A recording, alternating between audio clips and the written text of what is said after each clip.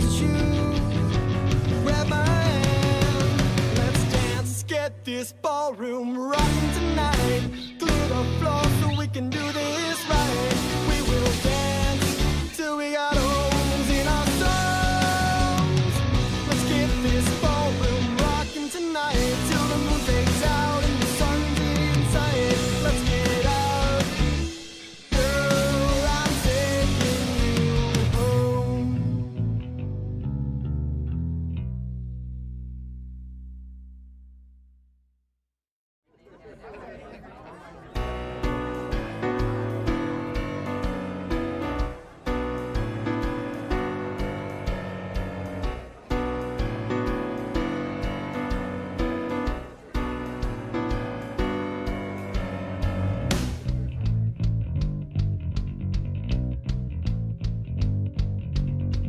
Hello, how you doing tonight?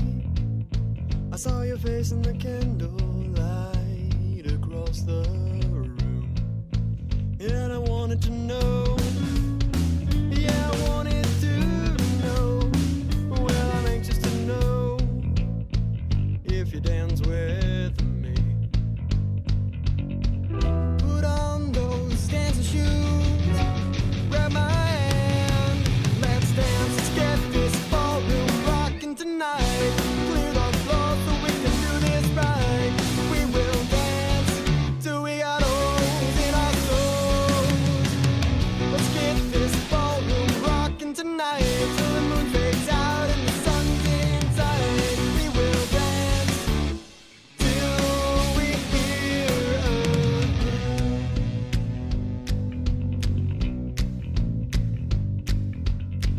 hello, are you doing alright? I am doing just fine. I could dance all night. Did you come alone? I just want you to know you don't have to be alone if you dance with me. Put on those dancing shoes.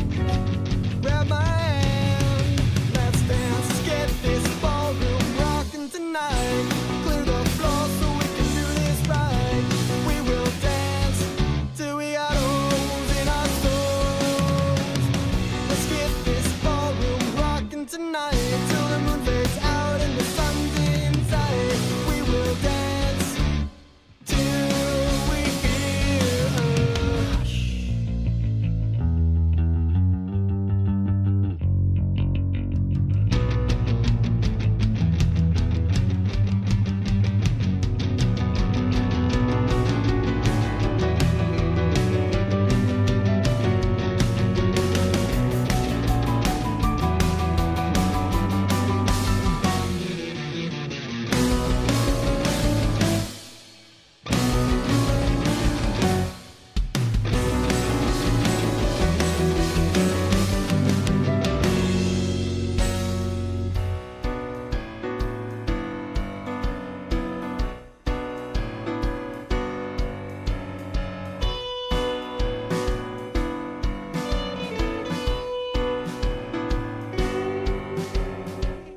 Put on those dancing shoes.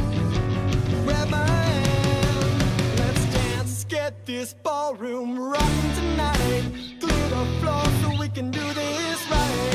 We will dance till we got holes in our souls. Let's get this ballroom rocking tonight till the moon fades out and the sun's inside. Let's get out, girl, I'm taking you home.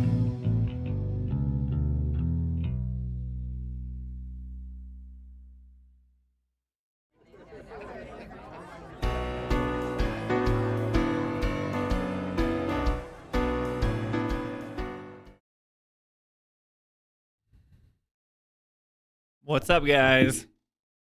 Let me know if you can hear me. Last time Jolie was trying to talk in the microphone and you could hear nothing. What's up, Alyssa? What's up, Javier? Alyssa says, laughing my A off. I'm sure you will but I don't think that day will be today. Hope you guys had a nice weekend. Yeah, it was good. We were in St. George for just a little bit, and we came back, so not too shabby. Javier, I got to fight alongside the spike hair swordsman in this game. Don't spoil anything for us, Javier. There's no spiky haired protagonist in this game. Oh, I see. You were talking about my Dragon Ball reference. I thought you were like talking about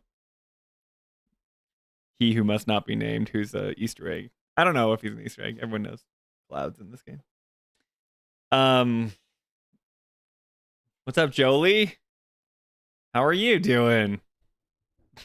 Yeah, how's it going downstairs? Anyway, so yeah, guys, hi. I missed you. We're back though. I'm trying to figure things out. Now I have the overlay screen where you can see you guys actually chatting. I don't know. I just keep trying things out, but maybe we can actually assign some job points to some classes and we can move on from Squire. I feel like can you win the game if you just play as Squires? Javier says, I name no one, laugh out loud.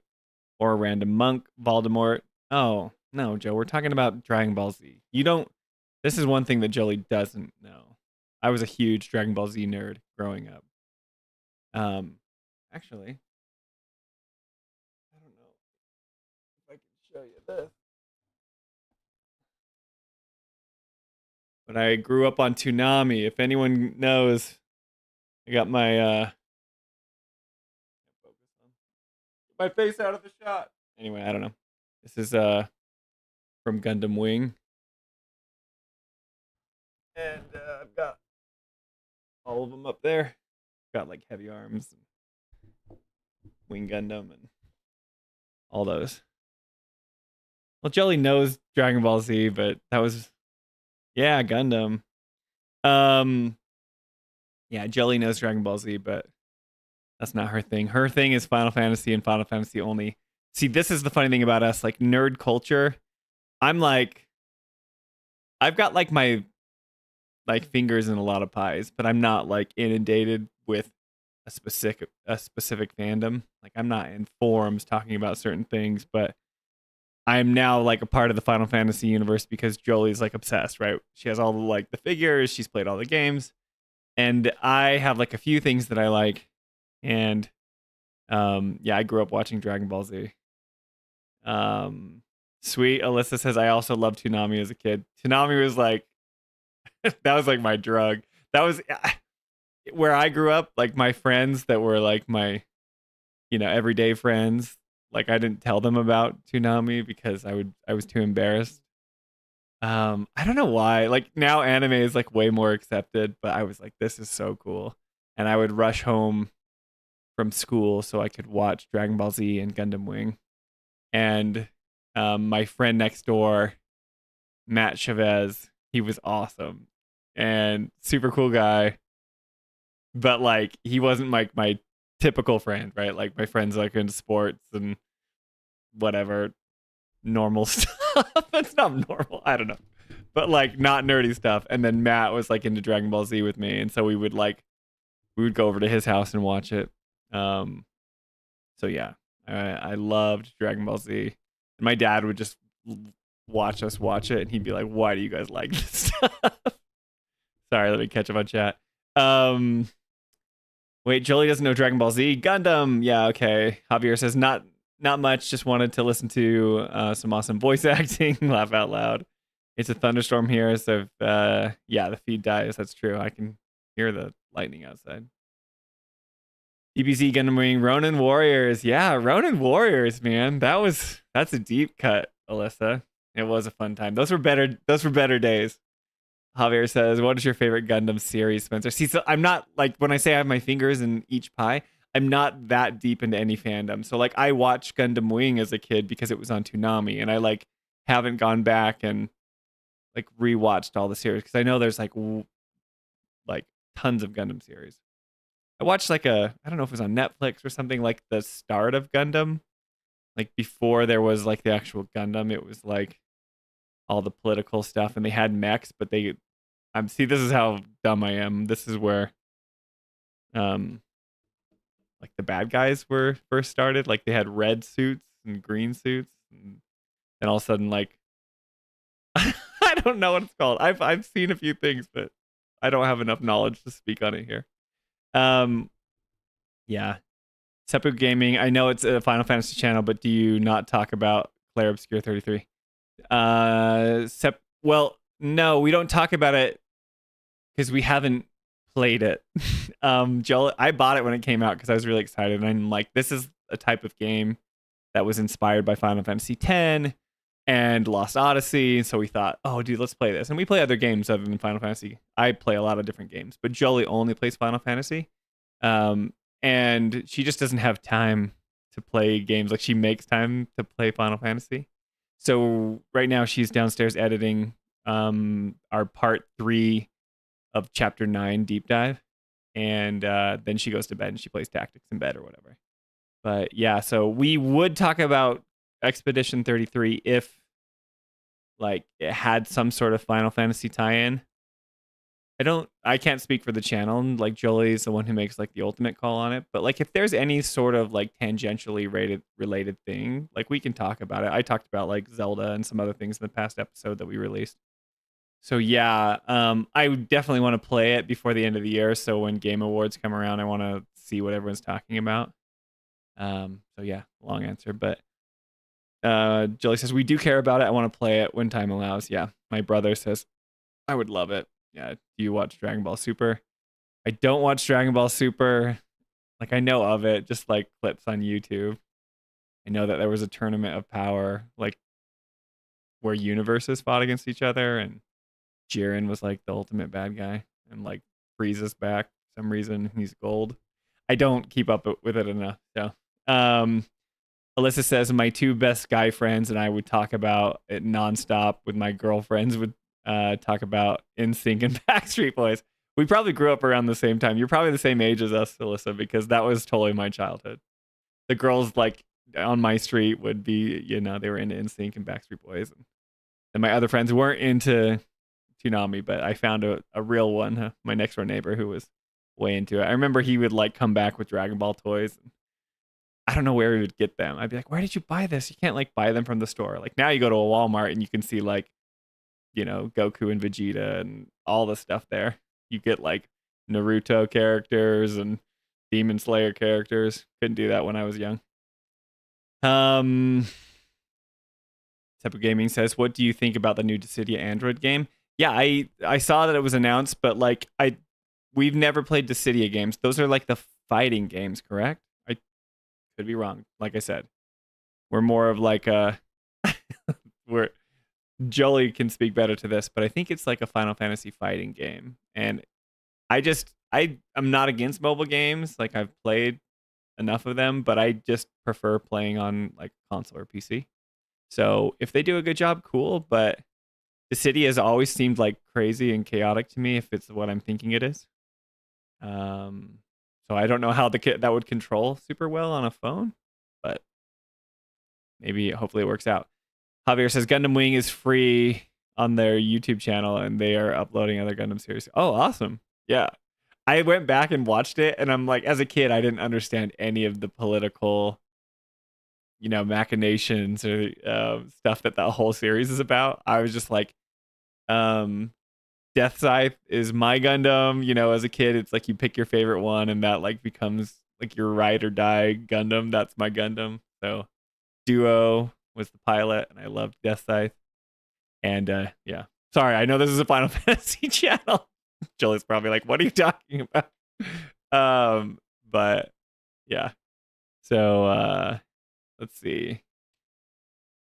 Alyssa said probably Gundam Wing, which is also the one I loved as a kid. Alyssa, like, are you my twin from somewhere else? What the heck? Javier says Sector 6 channel is mainly Final Fantasy focused, but does other RPG games. Awesome. Cool. Like I don't know, like if time ever permitted, you know, like I said, I like the Xenoblade series and I know it's cringy in a lot of ways, but I think there would be like some fun things that we could do, like crossovers. I released something on the channel. It was like we talked about Xenoblade because it was about when Tatsuya Takahashi pitched his script to be the Final Fantasy VII script, but then they went with I don't know who wrote the script, Sakaguchi or Kitase or whatever. But yeah, so then he went off and created Monolith Soft and makes those games that I like. Seppu Gaming, I don't know. I think it's very long time since we got news of Final Fantasy IX anime or rumors of Final Fantasy IX remake. Yeah, there's lots of stuff to be. The things I'm most excited for Final Fantasy coming up. Everyone, obviously, Part 3, like that's a given. So if we do see it this year, I think it'll be at the Game Awards. If we don't see it, then it might be Summer Games Fest or sometime next year, because I imagine they want to hit that 2027 release date, so it's 30-year anniversary to the original Final Fantasy VII. But so we just released a video. I don't know if you guys watched this. We could try something here. But yeah, we did the what did we just do? We released this video. It's the it's part of our deep dive, but we clipped out a part and we said this is the biggest problem with Final Fantasy VII storytelling. So tell me if you guys can see this. I've never done this before.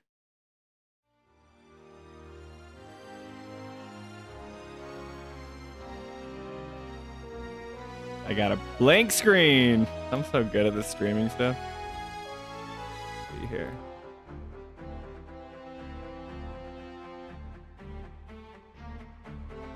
Yes!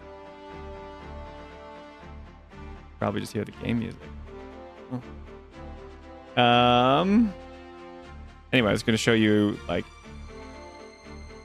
see, I got some kinks to work out. I was going to talk to you about the thing we just released. It was about, the problem with Final Fantasy VII or not Final Fantasy VII, but Final Fantasy storytelling. And we talk a lot about, like, Jolie talks about resolution and it not working out. And she said, like, how much it bothers her that there's, like, no resolution, especially in Final Fantasy 15 or Final Fantasy 16 or Final Fantasy 7 original. It just kind of, like, ends abruptly. And they don't give you time to sit with the characters or the people that you went on journeys with. She talks about Freytag's pyramid and how there's, like, a rising action. So it's like initial, start the story, then a rising action climax, and then it goes down and then resolution. Sorry, Joe, I'm not doing this properly. But anyway, that video kind of talked about, Final Fantasy endings, but there's a lot of people that got in the comments and they were like, Final Fantasy 9 has, like, the best ending. There's so much resolution. It goes through, like, each character in the story, and everything that happened. And I'm not going to spoil, like, what happens, but I'm really excited about the Final Fantasy 9 remake because I've never played those old games, right? And I'm not against going back and playing the originals, I imagine we will do so for this channel eventually. But right now, that's also, like Seppu Gaming was saying, like, what are you looking forward to? All these things coming up, these announcements.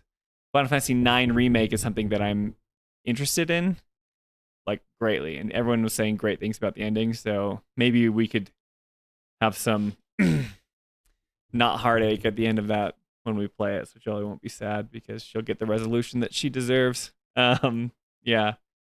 Let's see. Jolie would definitely love it. It's definitely heavy at Final Fantasy Sakaguchi inspired. Cool, Alyssa. It's sad. I know many channels use What TV art from many Final Fantasy game. I don't know what that is. WOTV is Axe by Square Enix. It's sad because it's probably an acronym for a game. I don't know. It's sad because it's good game but worse balancing. Okay. Yeah. Okay. So did we mark my words? We'll have nothing new until late next year.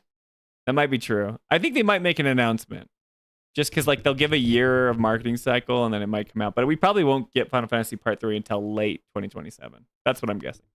I don't know anything, but yeah, Alyssa agreed with a lot of what Jolie said. Debbie said, yeah, watch Jolie crash out about that. Yeah, you watched her crash out hard. Okay, cool. Yeah, I'll have to figure it out. I thought I had it set up where I could just show my browser, but when I pulled up the video, it didn't show up. But that's probably only because 7 is too nostalgic for me since it was yeah, okay, cool. So Alyssa's first Final Fantasy was 7. Jolie's first was 8. And apparently 8 has a really good resolution, but now she doesn't like to go back to it because it has enemy level scaling and they scale with you, which is funny because so does Final Fantasy Tactics. But Separate Gaming says WOTV is a mobile game of Final Fantasy. Okay, cool. Jolie's playing Ever Crisis and she's played Brave Exvius, so I don't know WOTV is, but Jolie says 9 does have a good resolution. Maybe that's why it's one of the highest rated Final Fantasies. You tell him, Joe. It is. I think it is the highest Metacritic score Final Fantasy. Maybe it's tied with another one, but that one's up there. And so it's funny because in a lot of like rankings, though, like it's never the top when I see outlets do it, but they'll always be like, "Well, 9 is the highest rated." Please learn, Squeenix, says Jolie. Yes, please learn. We'll see. Hamaguchi is on like the press tour right now, and he's been talking all about the ending of part 3, and he's saying all sorts of stuff, which I don't know. So he's saying stuff like the whispers or this way, and he's talking all about what they are, and he thinks it's interesting what fan theories are. So he's just kind of making fun of us. Jolie says my Ultima boss fight was 5 hours long after scaling to level 99. That's awesome. I want to see 9 through too. We got it for the Switch, right, Jolie? And you started playing it, and you just started getting into Triple Triad, and then we never finished it. Alyssa says, well, 9 was a weird spot because of when it released compared. Okay, yeah, because it was awesome that we got 3 mainline Final Fantasy games on the original PlayStation, right? 7, 8, and 9. But then 9 was probably, like you're saying, was probably released right at the tail end of the original PlayStation. So PlayStation 2 is coming in with all these hot new graphics, and like how far apart were 9 and 10? I wonder, because he probably had a different team working on 10, because I know that was a big showcase for the PlayStation 2. Yeah, Jolie says 8, yeah, not 9. So anyway, but I could talk forever, but let's see if the game is up. What's up, Jolie? You added me at Spencer.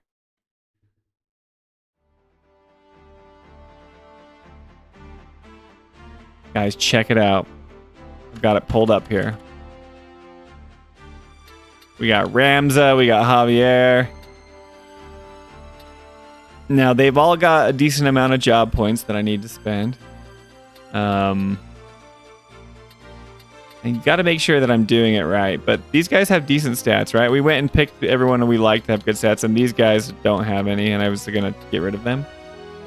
Alyssa said 8 outsold 9 in part because of it released near the start of the new console gen, so not as many people got it and played it. It's so funny because you think like you have an install base and you've been selling this console for years and years and years, and so at the very end you think, oh, there's like this huge install base and everyone's going to want something to play on it. But that time, then people are kind of tired of it, and then they move on to the next thing, which is understandable. But like Skyward Sword and Zelda was that way. It was like at the tail end of the Wii, and the Wii had sold like 100 million units, and it was like crazy. But everyone had kind of written off the Wii as like it's that nursing home or like whatever, like home, the old folks play on it for Wii bowling, and people didn't play serious games on it. But Skyward Sword came out, and then it like didn't sell very well, even though it had a huge install base. Separate Gaming says, I want to ask your opinion. What do you think of Final Fantasy 17? Is it turn-based again or action? I don't know. There's all this stuff online about them switching back to turn-based because, like you asked us earlier, Seppu, about the success of Expedition 33. But, like, I don't think the developers at Square Enix care. They mentioned it, and they said that they, like, noticed that, like, turn-based was a thing. I wouldn't mind if it went back to turn-based, and like I said, I haven't played 33, but I know that it's like really dynamic turn-based gameplay where you have your traditional turn-based combat, but then you can block or parry or dodge and parry, I believe, and it makes the active combat so much better. And I think you have like rhythm-based button input, like inputs that you have to press. I don't know. Like I said, I haven't played it, but I don't care what they do. I hope they get the story right, because I'm the type of person who doesn't care about different gameplay styles. Like I said, I've played turn-based games, I've played tactics games, I've played action games, and I don't seem to really care. I like all of them, but if the story is lackluster for me, I get kind of like, I kind of don't care. I kind of check out. Some of my favorite games are like Mass Effect. Mass Effect is one of my favorite series just because the storytelling was so good, even though the ending was controversial. But like, I love how well thought out it was, right? I also like romance in games. This is like a girl take. No offense to girls, but like, I like people like romance in games. That's why I liked BioWare games. And Final Fantasy always used to have like that romance element, right? And they still have it a little bit, but I feel like they should lean back into that, which I think would be cool. I mean, 7, we have the shipping wars in 7 because of that, you know? But I like that. I think it creates for fun conversations. And yeah, so I don't know. What's up, Mr. Bigglesworth? You have to play Final Fantasy 7 with a dance pad. Only DDR pros will be able to complete it. Yeah, that would be hilarious. I don't know about 17, but Javier says, oh yeah, the menu quality time, laugh out loud. Enemies scale with Ramza, by the way, so you want to get some of your team leveled up and while he's low. Now's a good time. Bigglesworth said maybe they could make it real time with pause like Dragon Age. That'd be cool. Like, I mean, Final Fantasy 7 is kind of that way, where it's real time, but it has the slowdown mechanics and the menu-based things. So it still has ATB. Jolie says, I think turn-based for 17 would be a smart move. Cool. Like, I think, like, if they did it like 33, Expedition 33, where they make it dynamic and it's still fun, because a lot of people said that they were turned off from, like, games like Baldur's Gate because it was turn-based, but then it was, like, one of the best-selling games ever. But then people have come around on turn-based because this year on Expedition 33, so we'll have to see how well it does at like the Game Awards and if people start picking it up, because I think it will change people's minds. But I don't know, I go back and forth. I liked Final Fantasy 16's combat. I did think it was a little too easy. Not that like learning the combos and stuff, but it just felt like every enemy was just like kind of a like cannon fodder for Clive to just explode with his, you know, godlike powers. Some of the like hunts later were fun, but once you learned how to like block or dodge and, you know, do some of the things, it was like, it wasn't hard. I beat it on Final Fantasy mode and they just threw in some like spongier enemies and that was it. Let's see here. I would personally prefer it to stay along the lines of Re-Trilogy and then have separate Final Fantasy title that's kept turn-based. That's cool. But the thing is, Final Fantasy has always changed, right? So this is something I do know, even if I haven't played the old ones, I've watched Jolie play them. You have like the turn-based stuff, but really, like after, like whenever ATB stuff is introduced, that's a little different, right? Because you have to do things when your ATB is up, because that moves the battle. You can't just pause, like put the controller down and then come back whenever you want. Like you need to act, or else you lose those ATB gauges, you know, because you're not going fast enough. And then you go to like, after you get 12 and it's got like the gambit system and you're just programming what they do, which is like interesting. And then you have 13. And I watched Jolie play that and that seemed a lot more confusing. It like wasn't turn-based, but it was. I didn't play it, so I can't speak to it very well, but it didn't seem like that. 14's an MMO. Then you've got 15, which is like the weirdest combat. It's like super imaginative. Like Noctis is the one that can control magic, and if you're surrounding like Noctis, then he can like allow you to teleport and use like the weapons of the kings and stuff. But it was like kind of all over the place, and it felt a little weird doing out the grids when you were leveling up. Like I liked it, but Jolie, if you look at her gameplay ever, it's just she just like warp striked constantly as Noctis. She just like over and over and over again. And then 16 was really good because it like gave you variety in combat. You could do different things and it just felt awesome. But again, still like that was different than 15, and 15 was different than 13, and 13 was different than 12, and 12 was different than 10. So they've been going on this route. So like it's been a while since they've gone to proper, you know, turn-based. So I think it would be cool. I think a lot of people would make a lot of people happy.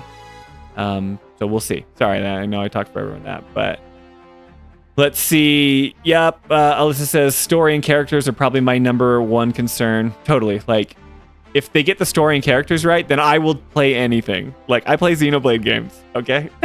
Like, this is funny because like the overall story, I don't know. I trash on Xenoblade a lot because a lot of the side quests and the things that they do are cringy, but like they have this awesome overall like plot and these cool characters and I really like I actually really like Xenoblade's combat, and that's something that's totally different, you know.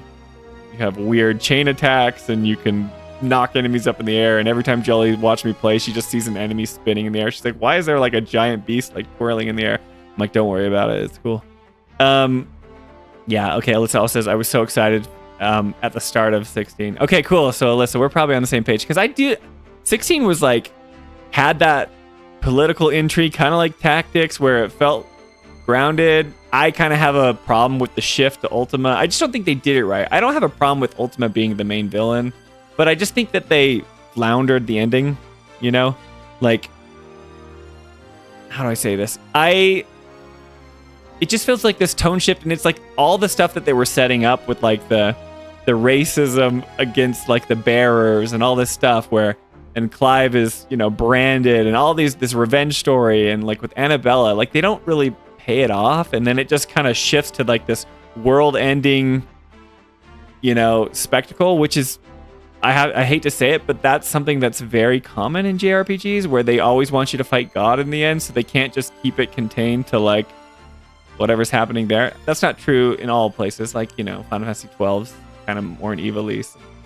You don't have like some world-ending thing. It's taking place there, but they like to do this, you know, and it's just like Ultima just felt like he came out of nowhere, and it made sense. Like that's like he was preparing Clive for his vessel, and it was like, what happened to the whole thing you were setting up? You just kind of forgot about that.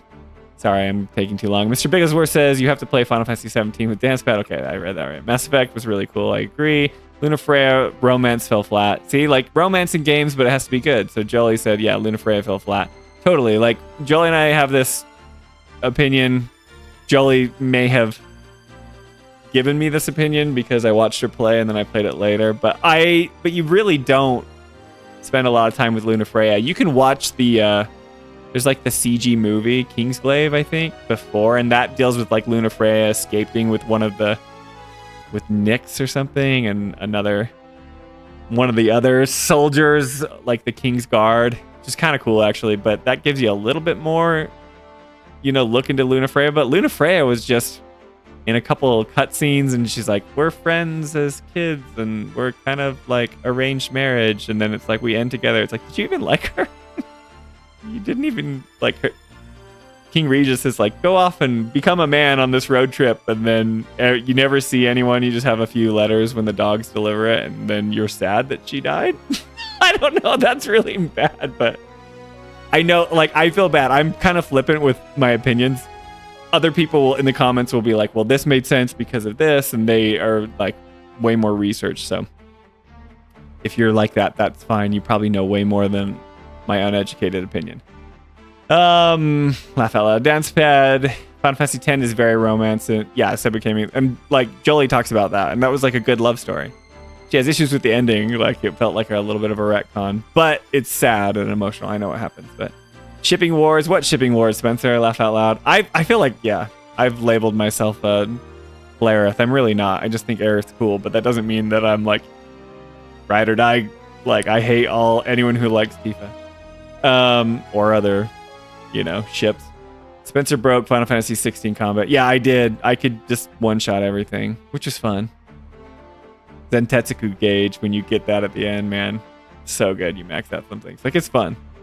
Alyssa says, I mean, people were excited about 33, but I think it's story what makes it a GOTY contender. Yeah, like, I think if the story didn't resonate with people, then I don't think people would talking about it as much. Like, they like the combat, it's super fun, but I think the turn-based stuff is like, it's really good at facilitating the like story and journey of characters, right? Because turn-based allows you to really get to min-max each character, just like we're doing in Tactics, right? Like, I'm getting to know each one, and I'm gonna like really care about them. And when they go up and it's their turn, that's cool, you know.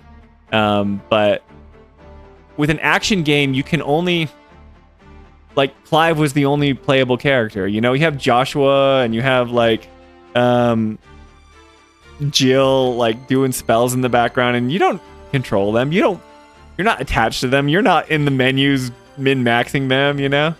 So you don't really get attached to them. And I think that actually hurts it storytelling wise. Like that's a game mechanic that probably hurts it story wise as well.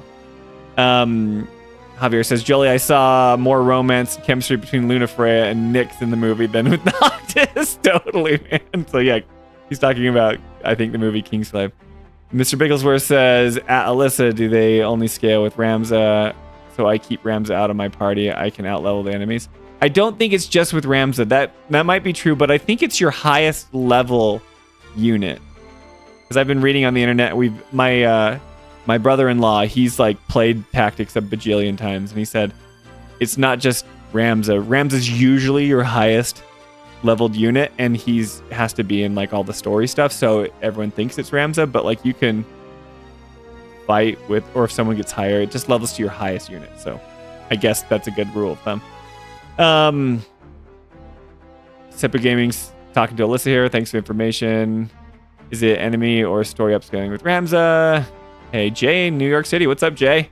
Devil May Cry combat. Yeah, totally. I think Devil May Cry, the guy that was in charge of the Devil May Cry series was the lead combat designer on Final Fantasy 16. I could be wrong, but I think I heard that somewhere. Bigglesworth said Final Fantasy 13 is all about switch between different stances, basically. Yeah. Jolie says Warp Strike Mastery. So funny, because it's true. Jolie was obsessed with that. Alyssa says enemy story, I think, is set to by difficulty level, because at the start of level 2 on night mode, my Ramza was close to 20 in story mode, a little bit lower. I don't know, but I think 13 is worse combat in the Final Fantasy game. This is Seppo Gaming talking. Final Fantasy 15, it's good because you can warp strike. 16 is much better. I do think 16 is much better than 15. 15 just feels like floaty and weird, you know? It's like, what is, I don't know. But it was unique. Like, you have to admit, like, playing that game felt kind of nuts.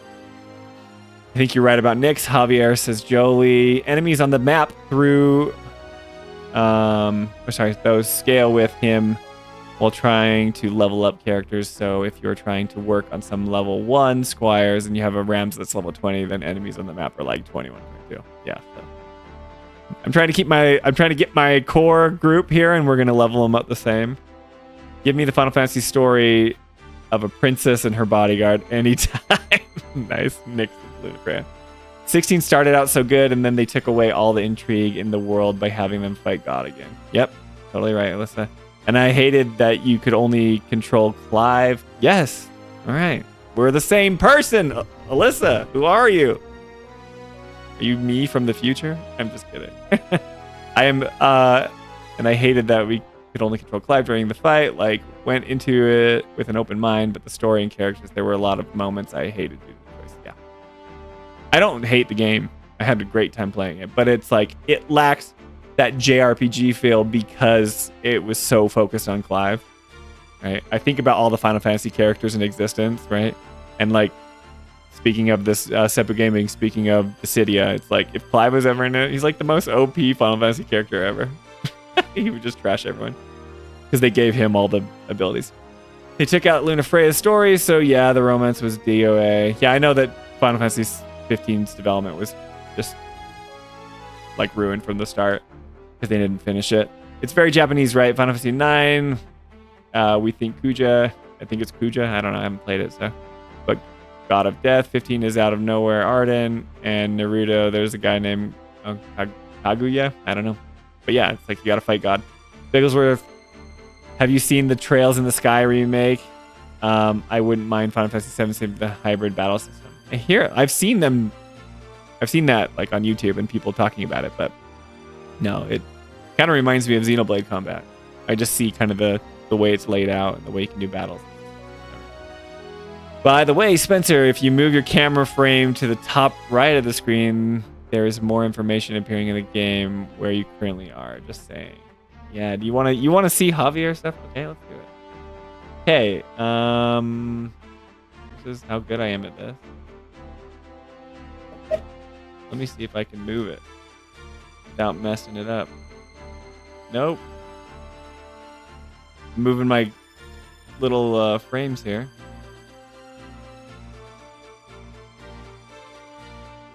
Okay, I got it. I got it. Where should I move it? Top here? Or up here? I don't know. My gill? I feel like I'm covering everything anyway, but I know how to move it, so that's fine. I'm there now. Let's see. I mean, looking back on it, when it's all said and done, it's probably miraculous they even sold 10 million of 15. It's crazy that 15 sold so well, but I think it had just been so long, right? Because if you think about it, it was like versus 13, but then you had like you had Final Fantasy 13, which was like a mainline release. Then you have an MMO that like craps out at launch and they have to relaunch and do the whole thing with 14. But then people like, there had been enough time that people were kind of like frothing at the mouth for another Final Fantasy game, and they had development issues, and so it took so long. And then they had like a bajillion releases. It came out on everything. It came out on Xbox, it came out on PlayStation, and then it came out on Windows later, you know. And they advertised it over and over and over again. They spent tons of time advertising it. That's something I think they could do better for 7 Rebirth and Remake. But yeah. Javier says, just realized that I am Aries in tactics, but I am Cancer and Leo in real life. Laugh out loud, nice. You have to match your real life time. Come on, Javier. Separate Gaming 13 is kind of a base for a combat system that's in Re-Trilogy. Many who worked on 13 went on to work for Re-Trilogy. I heard that that's true. Like, there's a stagger meter in 13, right? That's like true here. Javier says, I know Devil May Cry was originally Resident Evil 4, but then they made its own game. Don't know about 16. Alyssa says Long Lost Twins. Yes, we're the same. If they hadn't put Final Fantasy in the title for 16, it wouldn't have been fun. It would have been a fun new series for Square. There was a lot of good there, but also a lot of... Man, Alyssa, just tell us how you really feel about 16. I hear ya. Separate Gaming says, I don't like what they gave multiverse thing to Final Fantasy 7 Remake Trilogy. Yeah, we talk about that a lot. And then Alyssa says, I agree. They could definitely do better advertising moving forward, but not just Re-Trilogy. Yeah, I think they should just do more. And then, yeah. Okay, Bigglesworth said 13 invented stagger. We did it, guys. Okay, let's assign some stats to these guys. What do you say? Deal? I say deal. Okay, I have JP boost, but I've got like almost 600 job points. So what abilities do I want? Do I want to get focus on Ramza? Counter tackle sounds cool to me. I know I want to get movement speed, right? Let's get movement speed. What about counter tackle? That's like a counter from there. Was that like a waste? I could get focus. Okay, we want focus. All right, cool. Now I see, the thing is, when I learn them, I have to realize I'm like, I gotta equip these, because then I don't do that. And I'm like, why did I do that? Why did I not equip them? Items. Okay, I have items. I have movement. Is my focus just in my metal? Is that specifically for Ramza? Yeah, I got movement +1. Cool. And focus. So should I change his job now that I have those? I don't need to be Squire anymore. And then Javier, dude, what do you got? Let's equip you with some stuff. Okay, we got... Want to give you JP boost when it's necessary. Focus, should I get movement +1 on Javier? You want to get movement +1 for all the guys? Focus will help you gain JP and moves where you can attack. Yeah, that makes sense. Because you can just cast that anytime, right? Okay, cool. I'm going to get you movement too, Javier. And then... Gotta make sure that I equip you with it. And what do we get? JP boost. Okay, I have it. think we're good there. All right, let's look at Jolie. Just be sure to have something in each category as soon as possible. So yeah, some reaction abilities such as counter tackle. Okay, cool. Yeah, that makes sense. So like I could work on that. I just don't know when I switch from Squire to a new class. Like, do I try and get everything from Squire, or do I just jump right into a new one, you know?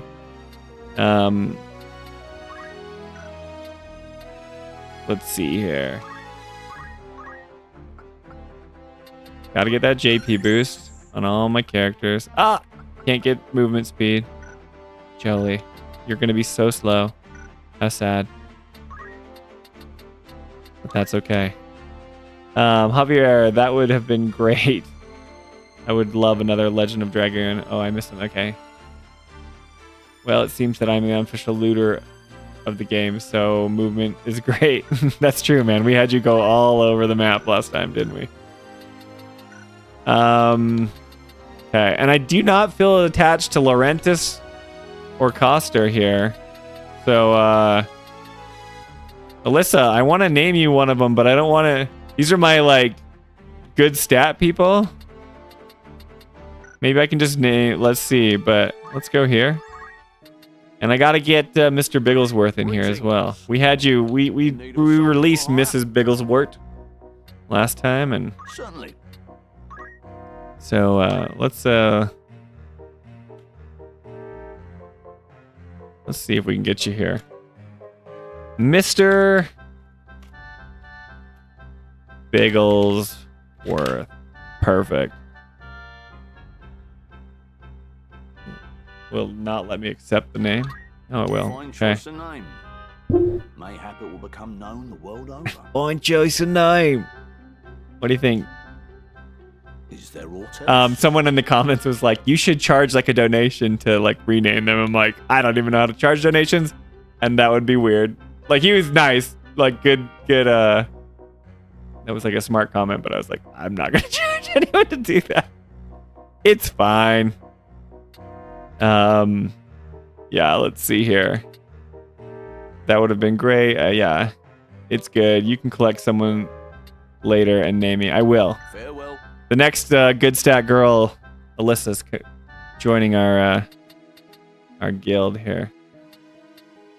Okay, so do I have enough potions? I feel weird. And I don't even know how to like, Looking for I don't know how to like get the right stuff. So I have like, I have extra stuff. Should I sell things? Leather cap, clothing, battle boots. Okay. What do you got, Javier? Are you missing anything? You don't have battle boots. Why do I have them? Because I'm the main character? Can you dual wield? Probably not right now. Nothing equipped. If I buy a dagger, will it replace the mithril knife? Alyssa says, if bravery is higher, focus them on physical jobs. Knight archer, right? The higher the faith is. Cool. Yeah, faith is like this guy right here. So Mr. Bigglesworth, you're gonna be our mage here. White mage or black mage, Mr. Bigglesworth? Checks in the mail. Javier says, if you fired them, you got to say the words in British English, Spencer. You fired, lad. Get out of here. I have like if I hear it, like when he was talking, like I can mimic it. But if you were to ask me to just have a British accent, it would be very embarrassing. So this is like, I can't, they've already got everything equipped, right? So it's a waste of time. With auto else. Oh, you're here to White sell. mage, Mr. Bigglesworth. Okay, so should I sell this? I have 2 extra daggers. Are you happy? Give me some gil. Just sell the extra Are stuff. you happy? You can't say. I'm gonna do it. Like I have a bowgun, oak staff. Maybe I save those for when I switch jobs. A shield? Leather helm? How come I couldn't see them? Maybe I don't have the classes equipped for them. Should I change my job for Ramza because I've got most of the things I want from him? Like, what else did we want to learn other than we got focus, just counter tackle? Maybe that's the last thing I go for, and then I get that, and then I move on. It's fine. Let's do that. Let's go. After JP boost is gained. Gotta go chemist first for Mr. Bigglesworth. What is he right now? Oh, that's right. Sorry, you're right. Should we change him? All right, Mr. Bigglesworth. You have a JP boost at least? What do we have? You're right. See? Thank you. We gotta learn some abilities, man. I'm just trying to start in the game without having the stuff we need. Okay.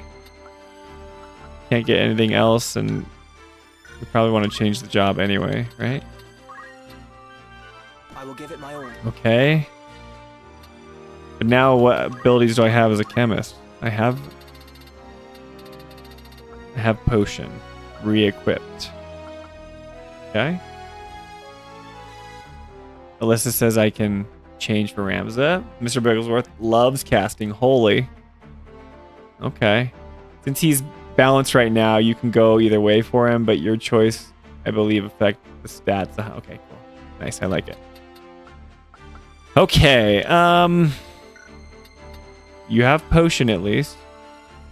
And you have JP boost equipped. Do you have it equipped? We gotta make sure. No, I don't. See? I am bad at that. I wish there was a way for me to... Oh, it's under re-equip. Okay. Fundamentals? Okay, I can do fundamentals. That was the stuff you were as a squire, right? So I can like throw rocks and stuff. Okay, cool. Alyssa, you beat me to it. That's exactly what I was wondering about. Okay, cool. Is there anyone else with job points? Oh, look at this guy. We gotta get you. We gotta get you squared away, buddy. What do you got for us? JP boost, movement, counter tackle. Okay. I'll keep you a squire for now, but then we'll change. Oh wait, we gotta equip it. Gotta equip it. Don't forget. Okay, he doesn't have any of those. I don't know. Some of them have. Okay, got it equipped. Ramza. Okay, what should we change him to? You say he's pretty even right now. Do I go like boring in the night? I can't even go. Is it because I'm not a chemist? I don't want to go like... I want to go like black mage. Let's wait. Job progress. You showed me this. Someone... Who was it the first time? It was... He helped me out a ton. Christopher Mendez was his name. He was like telling me all these things. Okay. So if I wanted to go, I would have to be a chemist first. So I have to reach level 2. Is that what that is? So, or do I have to be a level 8? I don't know. No, I'm level 2. Then I can become a white mage or something. I don't even know what these are. Well, I'll be a boring knight for now. I know knight's not cool. Don't judge me, guys. If I gain job points in another class, can I spend them however I like, or do I have to spend them as a knight? Mr. Bigglesworth says movement +1. I can't move. Why not? Why can't you move, Bigglesworth? You can move, right? I don't have enough for that. Don't worry. Okay. Job. JP boost is on everybody. We're gonna kick this. Oh wait. See, I'm so bad. How do I check my inventory? Right there.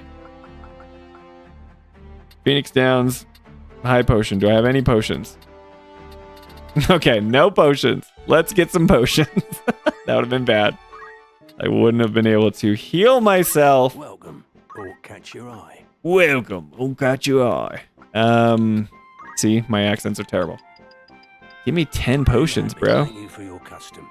Give me that. Be of further assistance. No, you've been great. Now. Listen to that voice acting, Javier. You got to move it. Move it! Alright. Let's see, okay.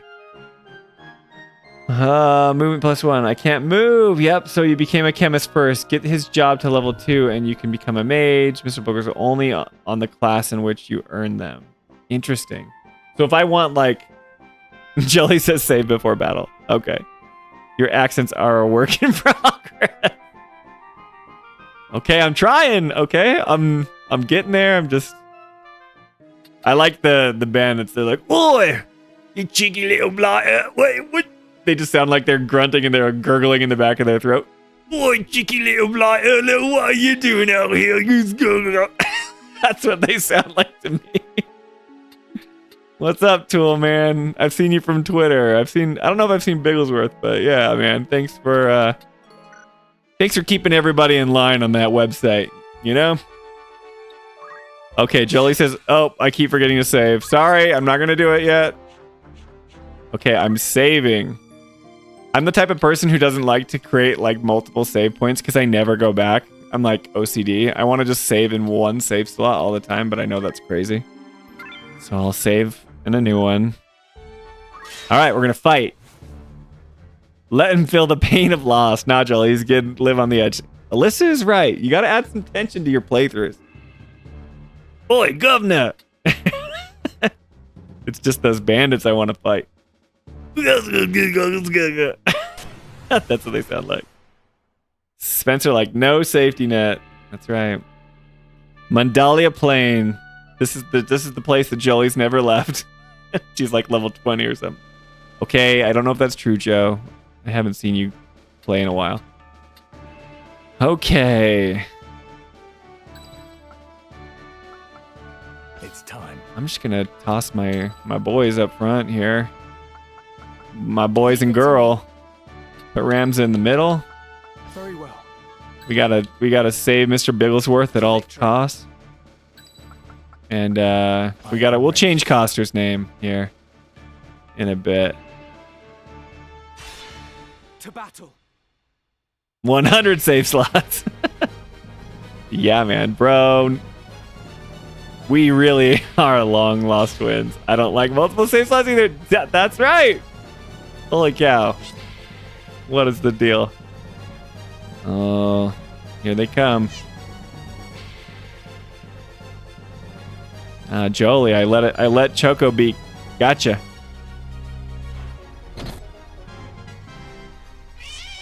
Don't you dare. How to proceed? All right, so now he's all squished in here. Guys, I'm so good at this combat. Don't you worry. Javier, my man. We gotta just take care of this bird first, you know? But only 2 people can attack it at one time. You can throw stones at it. What if we threw a stone? How good are you against this thing? Bad. Javier, you're bad against it. Why is your terrible zodiac sign bad? Chocobos.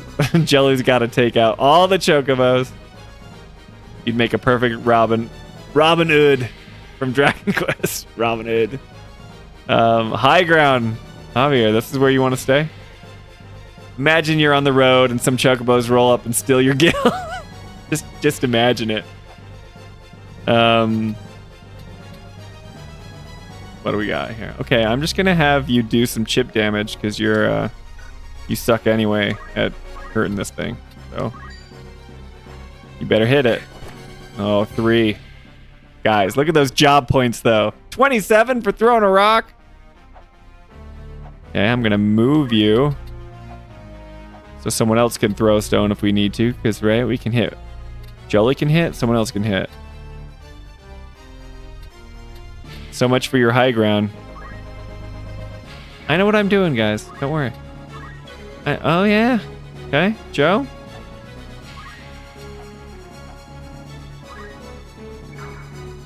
All right, let's see how hard you hit, Joe. Yeah, that's what I'm talking about. So sometimes the damage is different for each character.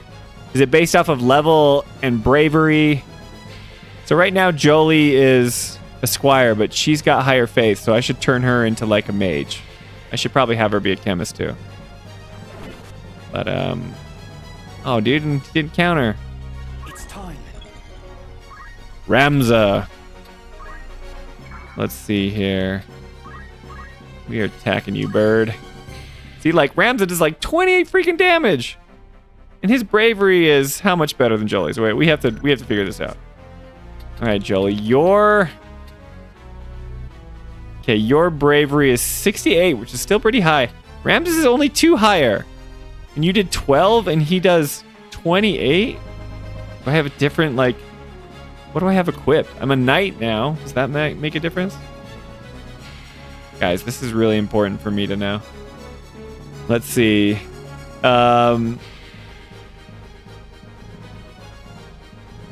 What is it with these damn birds? Bigglesworth. Javier says, because I'm afraid, or because I am not an Aries. Laugh out loud. Okay, that's right. You needed to change your sign. But in real life you are? You said something like that. Javier wants to be a master archer. I wouldn't mind being an archer. Laugh out loud. Once you unlock the tools salesman class, you'll have to add me to the party. All right. Yeah, that's true. It's important. Okay, but why is Ramza hitting so hard? Can I look at, like, units? Okay, Ramza is a knight. He only has 2 higher bravery than Jolie. Jolie hit for 12. Ramza's hitting for 28. Jolie's level 3. He's level 3. I have a broadsword. Jolie has a broadsword. Make it make sense, guys. I don't get it. I need to know why the... Wait, units? I'm a Pisces. Jolie's a Pisces. There's no difference. His bravery is higher, and I assume his physical attack is also higher. How do you know that? His bravery is like barely higher. I get that it's like more damage, but 2 things of bravery make that much difference? 16 more damage points higher? That's crazy. You gotta agree with me, right? See? Dang, dude. This Chocobo is not gonna like this hit. I shield parried? I must keep moving forward. Let's go, freaking knight. That's right. I am ready. Okay. Mr. Bigglesworth, my man, my chemist. Good thing we got fundamentals still. Give it to that freaking bird, dude. Okay, so it's 100%. If you hit it, it says 6. Sometimes I hit for less. Let's see what happens. Face your fate. Ah! With this new power. Bigglesworth. All right, his bravery is high. Okay, yeah. Click on him and click Y. You can see a deeper stat. Okay. On the character screen. Okay. I want to see it. System menu, units. Say go to Ramza. Press. Wait, should I press Y here? I don't know. Change display. Status effect. Confirm. Equipment effect. Am I in the right spot? I really only take parry and Ren speed for knight, then move on. Okay. Oh, more. There it is. Okay, physical attack 6, magic attack. Wow, man, look at this. Look at these stats. Okay, so he's got a physical attack of 6. His weapon attack is for 4. Let's look at Jolie's. She's got a physical attack of 3. That's like the only difference. I don't know. Oh, yeah, every time my camera's there. You guys are trying. I can see it. We moved it so we can see the camera. Should I move it to the top left? We'll figure it out. My camera is OP. Or my character's OP. Either way. Don't you worry, guys. Don't you worry. I know I'm going to move it to the top left, and then as soon as we start playing, it's going to be like, that's a bad place too. But, you know, we got to figure it. This is why you're here in the stream. Help me navigate my terrible my terrible stream setup here. Okay. Thanks for helping me out. Let's take a look at this. So we have Ramza, and he has a physical attack of 6. Jolie has a physical attack of 3. That makes a big difference, right? So is that just because of my bravery stat, even though hers is just 2 lower than mine? Don't worry, now you can't even see the character I'm looking at. Well, either way. Guys, how can we move chat without seeing you? All right. I like it. Thanks for letting me play around with this. Let's just have you type over my face. What do you say? We'll move chat over here. I want you guys to be able to see what you're writing. Okay. That's the setup for now. And we're not changing it. Okay, but that helped. Cool. So Jolie's like half as much as Ramza. Okay. We'll make her a mage. All right, buddy. Where are we going? We got to take out this guy now before the other bird gets to us.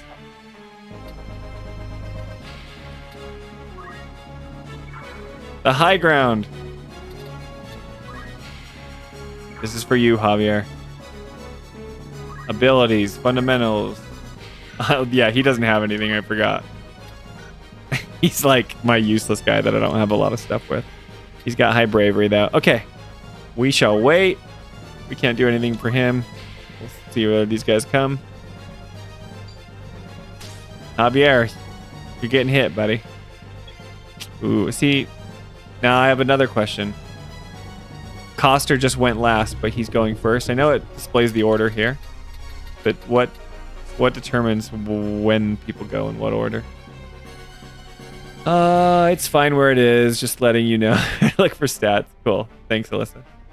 I think the camera or chat is Okay, cool. We talked about it. All right. Well, I'm gonna like try to divide and conquer, even though he can't do much there. He can't even throw a stone. He doesn't have anything.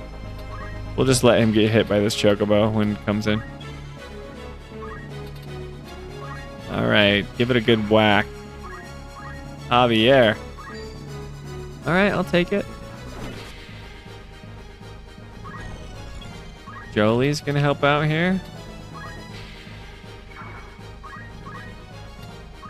Oh. Weak to this guy. You're all right, Joe. My turn. Rams is here.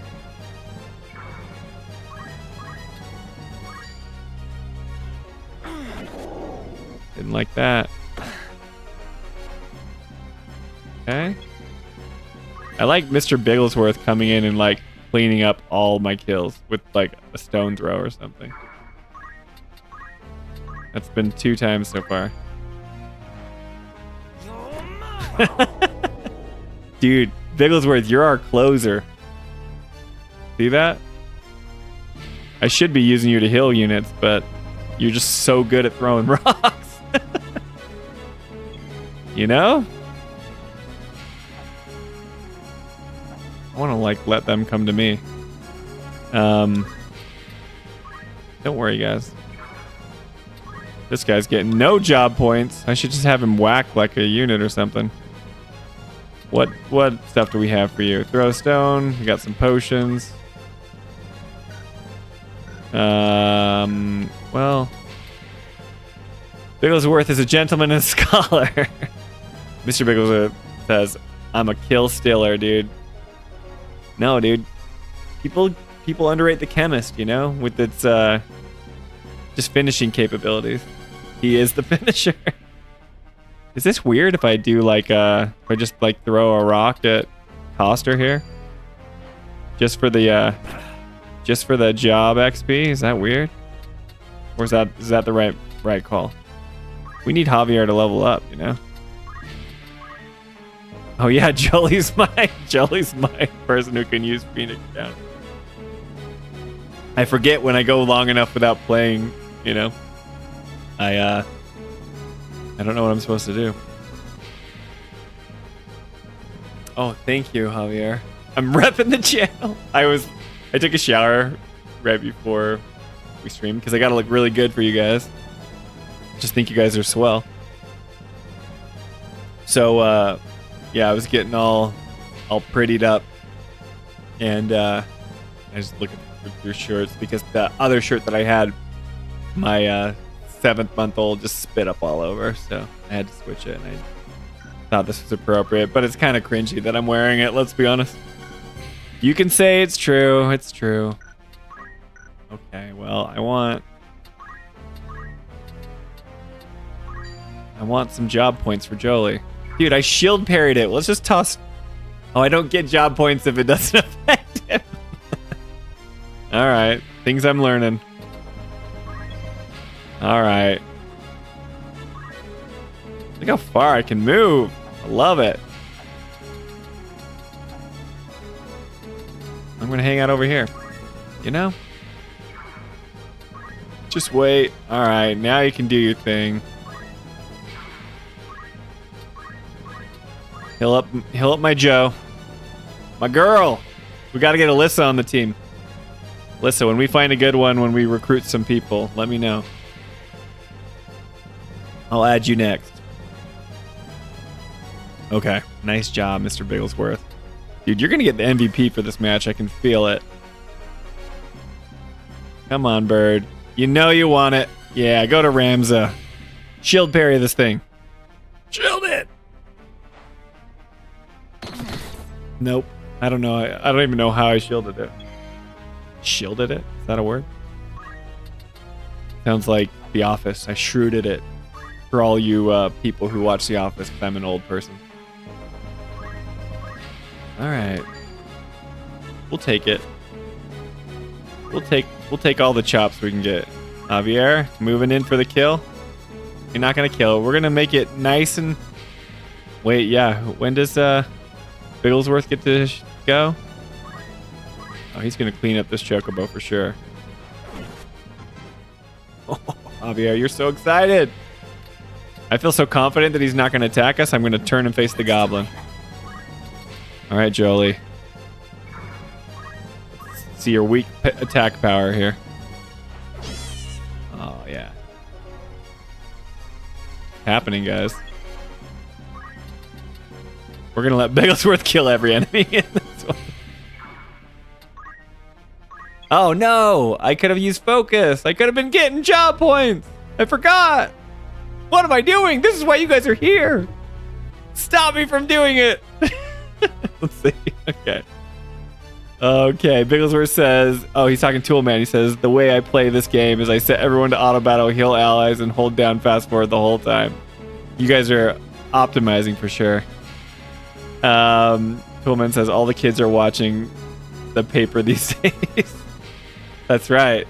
That's the like sequel to The Office, right? Or like not sequel, but it's like it's tangentially related, like Oscar's part of it. The Office is so good, guys.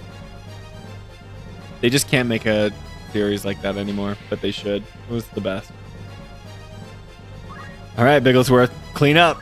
The closer. Here comes our closer. The man.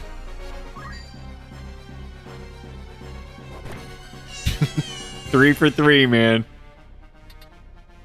I should have a chemist. I should get more chemists.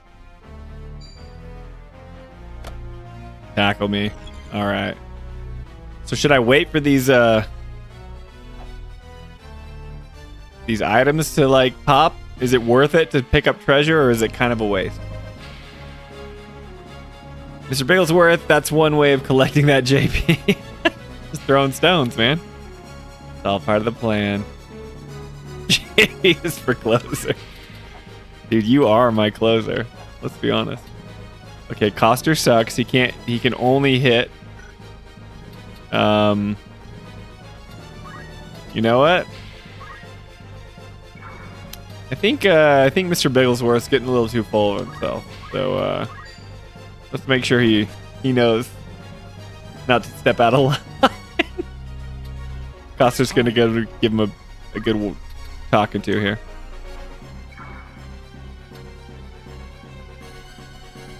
Treasure is never bad to collect. You're just saying that because I had you collect it last time, Javier. Oh yeah, Ramza, level up. All right, Javier. Let's see your damage against this guy.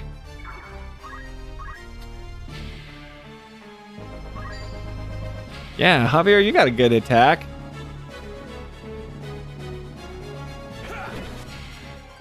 I shouldn't kill this guy yet. What if I just surround him? What do we have? Okay, let's see.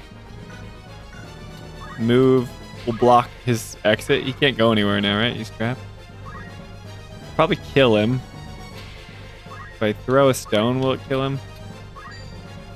Nope. You gonna counter that? No, you're not. All right. Hey, it's a living... Let's see. Javier says, hey, it's a living live... Oh, sorry, it's a living. Life is expensive in Final Fantasy Land, laugh out loud. Nothing wrong with getting some extra items from the chest. Could be helpful later. All right. Too bad Mr. Bigglesworth can barely move.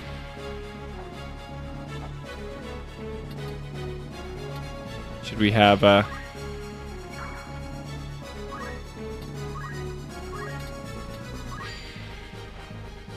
There you go. You're doing your job finally, Bigglesworth. You got whacked by Coster and it made you feel self-conscious, let's be honest.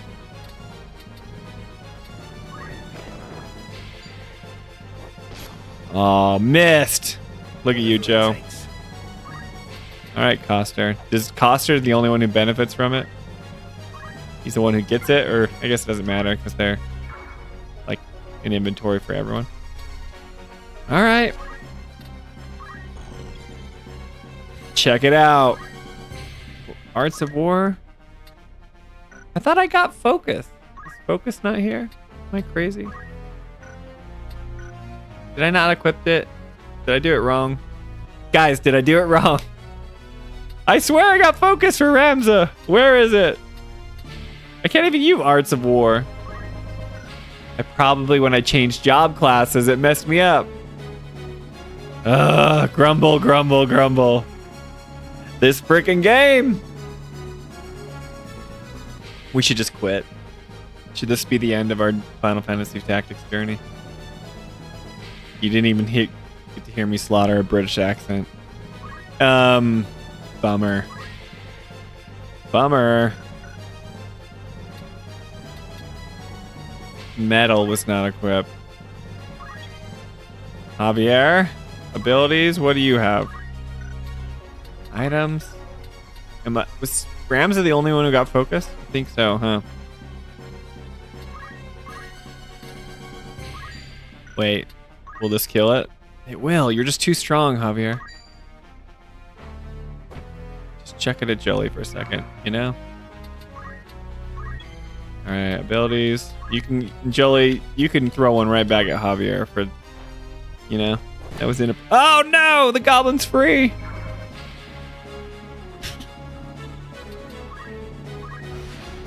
Oh yeah, does that give me anything or does that just like fill up my health? You're gonna have to block it, Bigglesworth. We can't let the goblin run away. It's okay. You can have a potion. Catch y'all here for the Expedition 33 streams. Hey man, never say never. Let's see. Oh, you out of here? It was a fun ride. Listen, you out of here? I was going to name one after you, so we'll catch the next stream. You bouncing? Toolman, I have not promised to stream Expedition 33. Alyssa's just spouting disinformation on my stream. I thought we were twins. I thought we were friends, but apparently she's leaving. No, she's cool. I haven't promised to stream Expedition 33. Probably keep it Final Fantasy stuff on this channel, but... Oh, I thought you were bouncing. Okay, never mind. I take back everything I said. She heard me say it, guys. Thought she was gone. Just kidding. Let's see. That's a monster of a game. It'd take like 10,000 streams. I'm going so slow. I'm just joking about brought up how... Oh, the game was over. Yep, that's fair. See, I wasn't reading chat quick enough. Javier said, grumble, grumble. Is that a Zelda quote, Spencer? Maybe. Game Awards is creeping up. Totally, man. Yeah, I'm excited for Game Awards. This year flew by, man. When it hits, like, holiday season, especially when you got kids, it's like Halloween, you know, Thanksgiving, Christmas, and we're like, gotta pick what you want for Christmas. You gotta ask Santa what you want for Christmas. All right. Should I go get that? I can't even do anything. Can't even throw stones as Ramza. If I fight Javier, he'll die because Ramza's so strong. Let's see how much it would be if we fought Javier. Woohoo! What if I crit you and you died? You stay in line. Remember who's boss, Javier. There you are, Coster. Go get that thing. What does it do? Great. Yeah, you're totally healed, Coster. Good job. Oh, he's gonna tackle you so hard. Bigglesworth took it like a champ. Didn't even phase him. Now here's the thing. Do we tit for tat kind of a thing here? Whew! It's getting heated. Our team's fighting each other.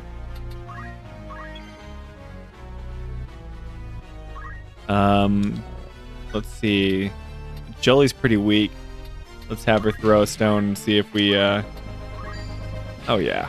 We'll just whittle down this goblin here. Give him that sweet, sweet JP. Ramza can't do anything other than hit really hard. I have Art of War. I could heal. Oh, no, I don't even have metal. No! I want all the JP I can get. Big holiday every month, totally. 59 days. That's crazy. Oh, you don't need to remind me, Spencer. Yep, it's all coming up. Friendly fire tactics. This is the real game right here. Just attacking your teammates. Jeez, Ramza, calm down. Jeez. All right, Jolie. We're buddies still, right? It's probably a bad move. What if the goblin kills you? Sometimes you just have to, you know, sacrifice for your team. I got you, Joe. Don't even stress. See? We good. All right, Coster. Head on over here to pick up some more stuff. You're not getting any JP this time. Uh-oh. Uh-oh, Javier. It's looking bad. Oh, no. Oh, no. Sorry. What was I doing? It's chaos in here. I must act wisely. Good thing I healed Jolie. Wait, let's move you here, Joe. Nope, never mind. I gotta move you at least next to him because I don't have throw because you're a squire. All right, abilities, items, Phoenix down. Just wasting all my money. You're still alive, Javier. Don't get so worried. Here's my cleanup, man. Go get it. A vial of high ether. I'll take it. Right. Ramza can only fight because I was so dumb and I didn't get metal. You know? Let's give Coster a good chop from behind. You know, if you're gonna attack, you gotta do it the right way, no matter who you're fighting. Got him. Okay. What's he at now? He's at a goblin man. Is it 6? You gonna get all the enemies here? Not rush. Throw stone. What are we at? Dude, you're gonna kill them all. Look at you go. Can't have that because we still have. Wait, did we get all the items? We got them all. All right, Bigglesworth. Now's your time to close out the game. I thought there was one more, but it's all right. Let's do it from the top of the hill. Aw, dude, we got you. That was cool. Can you just like walk around the map everywhere to hoping to find something? That goblin smelled blood in me. Buried items. Okay, treasure hunter ability. That's cool. Finders keepers complete. That's cool. All right, we're gonna throw a stone. This is it. Oh, dude, you only got 3. To victory. I thought for sure you'd get it. Javier's gonna die again. It cannot be. Oh, dude, we let that dirty goblin level up. If I die, Oh, you're alive. He didn't get you. Okay, I'll let you finish it off, Javier. Or should we make Mr. Bigglesworth get all the kills with rocks only? You know what? You deserve this. Well done, sir. I'm just making it. I hope you're on the edge of your seat, man. This is probably like more intense than playing a competitive multiplayer game where you're sweating. You did not know what was going to happen to Javier. So close. Okay, did we do a good job? So is that kind of like the gameplay loop? You kind of go do a mission, you go back into the menus, you look at all your sweet JP, and then you go from there? Great work, Javier. Okay, let's see. All right, now check all that unlocks you should have. Okay, let's do that. All right, you guys can finally see the units because I moved my camera in the spot. Okay, we got Ramza. yes? What should I get? Like,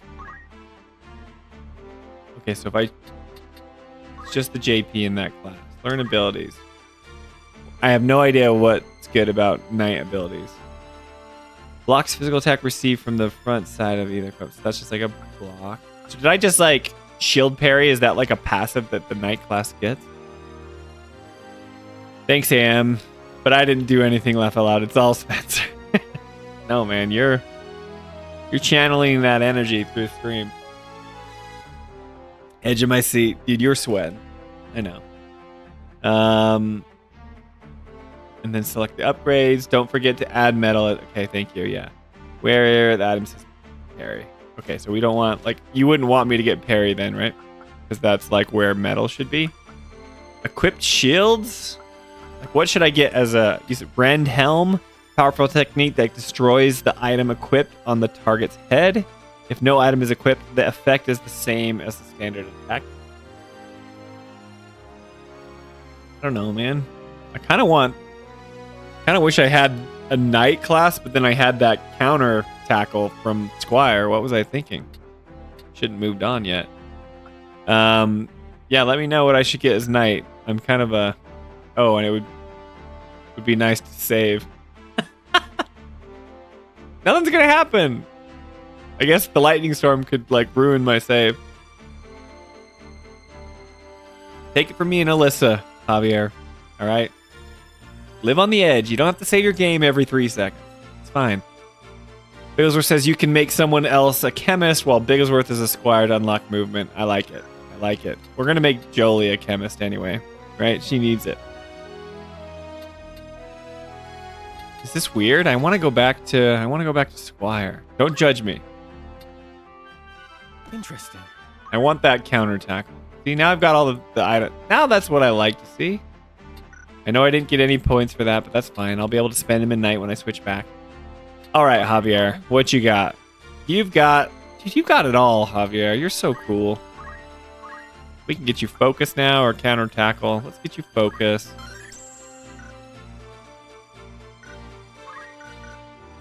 Let's equip it so we don't forget. No, where is it? Where is focus? Is it part of like fundamentals? Is it equipped already? I never know with this game. Let me know if it's fixed. Ren speed. Okay, mixologist job.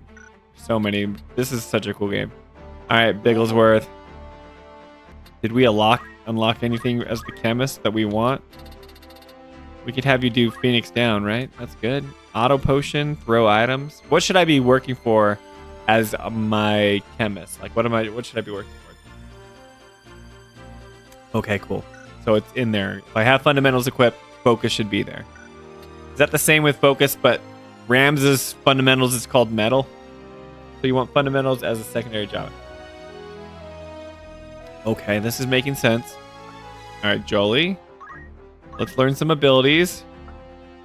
We've got JP boost. Let's get you movement. Go.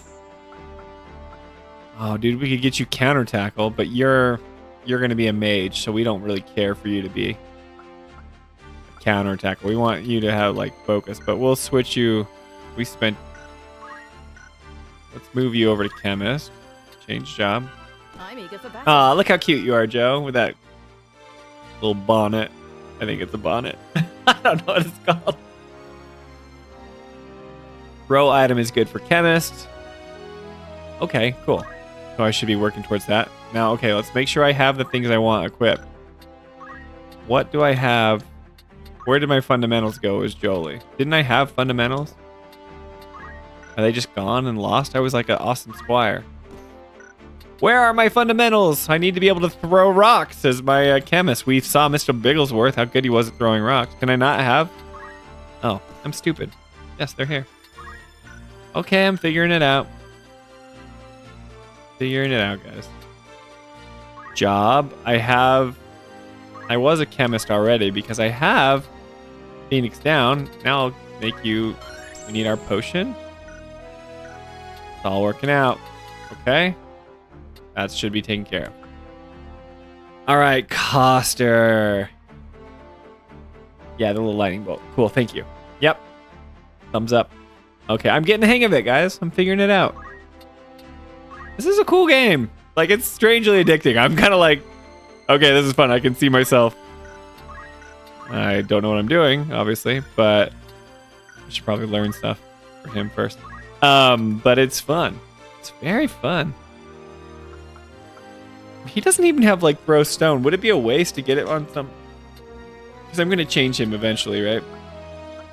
He's got high bravery, so I want him to be, like, fighter. So I already have JP boost. We want that. And then focus is good, but... Get counter tackle for him. I don't know. I'll keep him there. I'll keep him there for now. I know I'm boring. Okay. I don't even care about these two. I'll, like, get rid of them. Okay. Bigglesworth, we're changing you. You are going to be a squire. Change job. I will give it my all. And then we're going to make sure we have... Whoa, look at all this stuff. Items? I'm doing this on purpose, just to see. Okay, so that's showing up because you've reached, like, level 2 as a chemist, I'm assuming. Now that's saying, like, you could have white magic and black magic abilities, which is interesting. Okay, you want to be a white mage? We know, Mr. Bigglesworth. We know what you want to be. I would never make you do something you're uncomfortable with. Don't you worry. Oh, tactic games can be really addictive once you get them down. Yeah, this is, I can start to feel it. I just wonder, is it boring for you guys to be like, oh, he's so slow at navigating the menus. Okay, what else can we learn? Job, learn abilities. We're saving up for movement. We're not too far away. Okay, we can do that. I think we're good, right? Do we all my main core people? I want him to stay a squire for a little bit longer. Javier, we changed all the stuff. Yep, Bigglesworth. We're gonna get you movement. What is it? Jolie's looking good. Oh? Coster. Yep. Okay. You're saying it's not boring. We'll see. Should we advance to this castle first, or should we do another battle? I'll let you guys decide. Battle or town? Chat decides. Voting starts in 3, 2, 1. Random battle. Advance the story. Your call. And let me know if the audio is good. The last stream was so bad, I went and looked at it, and I was like, why did I not switch the camera so you could see our whole faces? Let's see. Javier says battle. Bigglesworth says, so you were pressing start and you scrolled down. White magic, black magic normally would show you which abilities you have if you had purchased any. Gotcha. AM says 1. What does that mean? Does that mean battle? I think I said battle. All right, let's battle. We're gonna grind, y'all. Do I have enough potions? I think I do. We need that sweet, those. I don't even care about XP. I just want those job points. I want to like max out every single one. It's probably not doable. I don't know. All right. Of course. Javier. Mr. Bigglesworth. I think he has, what's the status? Why do I feel like he doesn't have anything equipped? My crazy person? Oh no, he's bad. He didn't have anything. Oh, good. This is good. I should check them before. See, I didn't have it equipped. I didn't have it equipped. I gotta check them all.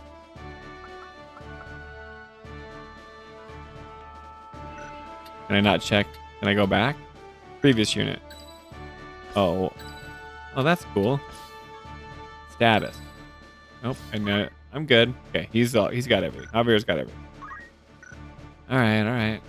Sorry, guys. We're gonna put I am you ready. here because you've got speed, right? Okay. We want Ramza up front, I'm ready. and we want. Oh wait, no. Oh, I switched back to Squire, so I do have metal equipped, right? Keep pushing the wrong button. I'm thinking play video Nintendo games, and I'm using an Xbox controller, and I know Y and X are changed. Okay, we're good with that. All right, Jolie's in the I'll do back. what I can. Let's check her. She's got her stuff, and then Bigglesworth, My strength. you got your stuff. All right. I promise to know what I'm doing. For victory. Yes. For It's victory. time. The electricity might go. Spencer, did you save? I didn't save! But can you feel the intensity ramp up right now? I'm gonna die, guys. I'm gonna lose all of you. I'm gonna have to rename you and just, you know? The cool thing is I can always just rename you guys Javier over and over again. I didn't save. Jelly would be so angry with me. Okay. Can I look at the map here? I would like to look at the map, please. Okay, so they're all just in that corner. Just 2 people to fight? How am I supposed to get all this XP? Where's the Chocobo? Are they harder? What level are they? 4? 4? Man. They just didn't want to show up. I killed them so bad last time. They were not a fan. We're just gonna rush you.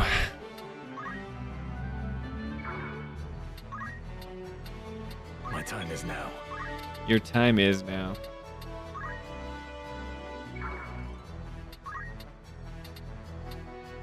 Wait. Am I doing stuff? Focus. Only enemies scale with Rams. Right. Okay. Yeah, that's what they were saying. Yeah, it autosave. See? We're good. Abilities. Metal. Focus. Give me those job points. Oh man, it feels so good. It feels so good to do that.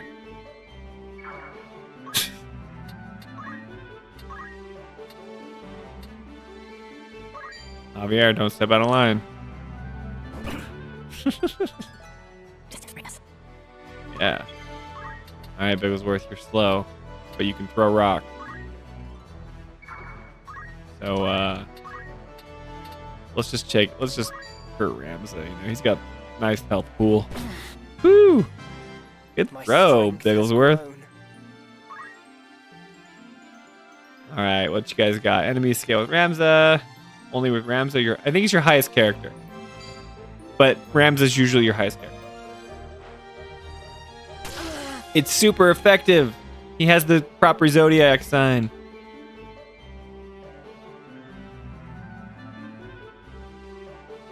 Bigglesworth said, I'm too enthralled by this to boot up the game myself to check. Yeah, dude, you're on the edge of your seat. Okay, I give you guys permission just to take a breather, okay? If it gets too intense, just let me know. I can stop the action at any time. All right, Javier. Look at that. Look at that.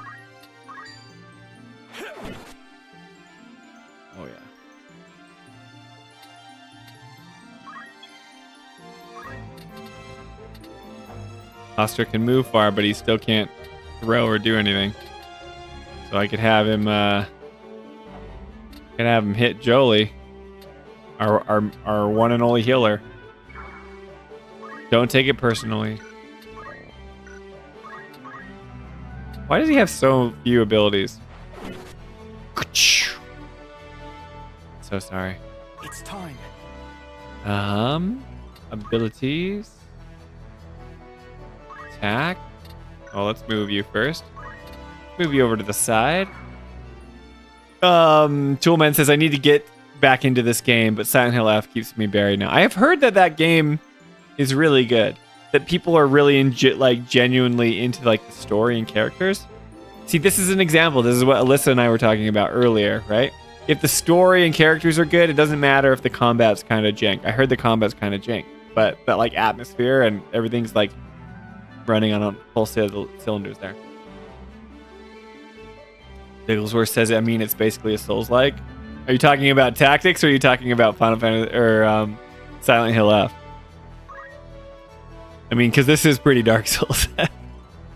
Let's be honest, guys. Can we be honest with ourselves? Dude, Ramza, my man. I love that. Act wisely. All right, Joe. What can we do? We can... I don't want to kill it yet.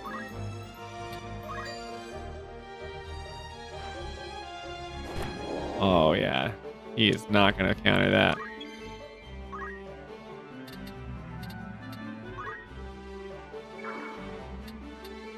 Yep, because in the story and characters are what keep you engaged and wanting to move forward. Yeah! We're the same. You would agree with Jolie, too. That's very similar. Oh yeah, Silent Hill combat was always jank, but we play for the scares and the story. Yeah. Mr. Bigelow says both. I mean, it's basically Souls like, oh, both. Silent Hill F and Tactics are Souls like. Well. Let's see here. Dude, this is so good. Just whacking this panther. I knew he was going to attack you from behind, Javier. I turned you around. That was a cool sound effect. Like a plunk. You don't have the will to fight. Come on, leave Jolie alone. Oh! The resolutions for the story. You live for it. Don't mock our last video, Javier. It's true. We love when the resolutions of games pan out. I think games need to chill out with villains. They don't have to be like some godlike villain. I say that as a JRPG enjoyer. But like, I think sometimes in games, end bosses just have to be like God because that's like what you've been building to, and it would feel lame to level up forever and then fight like a random dude. But I kind of like games when you fight, like when you're a humanoid character and then the end boss is a humanoid character and they don't grow to like the size of a skyscraper and then you have to like jump all around them. This is another problem I have with Final Fantasy 16. Like, the Titan lost fight was so dumb. It was so dumb. Okay, like, spectacle, cool. I didn't really like the music either, but it's got like, you know, the guitar like da-na-na-na-na-na. And you're just like going ham as like Ifrit. I don't know. It's like the sense of scale is cool, but it doesn't feel like I'm actually using the skills that I've developed in the game to fight you. You know, that's kind of why I liked fighting Barnabas more than I liked fighting Titan, because you had to fight in your dominant form every time. Anyway, sorry to go off on that, but yeah, fighting Bahamut was the best. It was. But it felt like more like the scale, like Titan Lost was just like, okay, this is a bit ridiculous. But like when you're in like space and fighting Bahamut after all the devastation and you like care about Dion, you know, you don't care about what's his face, Kupka. Anyway, Alyssa says, like, I like the vanilla P5, but Royal's ending was better to me. Oh, you're talking about Persona. Okay, I know that. Have you played 15? Yeah, I've played 15, Toolman. This is actually a very base take. Titan Lost was too much. Thank you. It's too much, man. Like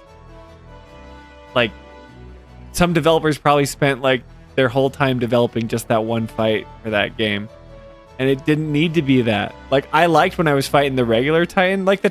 Okay, if we could have recreated the cinematic scene when you've got Shiva and Titan fighting at like the beginning of that war with Dhalmekia and stuff, like, that's cool. And when you fight Titan, not Titan Lost, right, before he eats the crystals or whatever.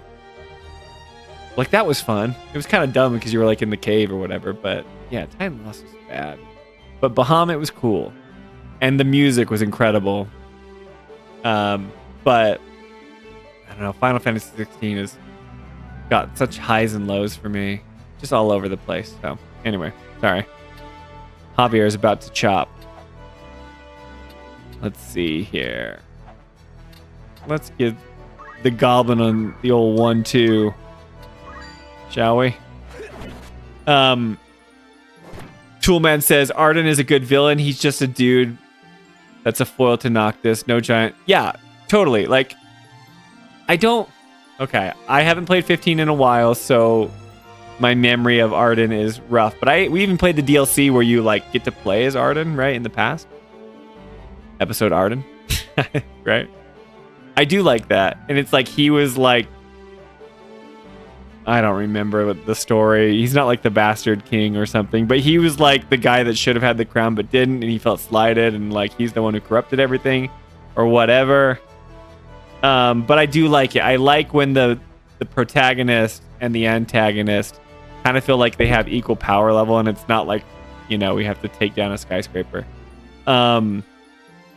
Yeah, I need to replay it or rewatch it. Jolie knows it better than me. But good call, Coolman. All right. Coster, my guy who does nothing. He can just chop my own team.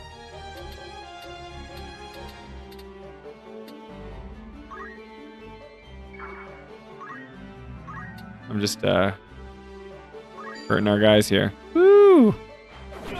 Bigglesworth, don't worry about it. Now you have me thinking, is Arden the only Final Fantasy villain without a big monster form? I don't know. Yeah, because even 12, I forget the name, but he kind of goes all monster form at the end. But he was kind of cool. I can't remember the guy's name in 12. He was like the older brother of the guy that's in your party. And it was like more political, but then he kind of got like, he got bigger. Yeah, I don't know. See, I'm bad. Like, this is something I feel embarrassed about. I'm streaming Final Fantasy for the Final Fantasy files, but I'm like, I'm a bad representative, Jolie. Like, you know these games way better than me. 14 is like an MMO, so they, like, when you fight... Oh, man. It's been so long. Who's the guy? He's introduced in Stormblood. He's like the samurai guy with, like... He's like Z... Oh, man. Yeah, I'm so embarrassing. He's like the main antagonist through Stormblood, and then through Shadowbringers and Endwalker. He becomes like a dragon at the end, but whoever that guy's name is, he's kind of like never gets too big until Endwalker. Thanks, Toolman. That's nice.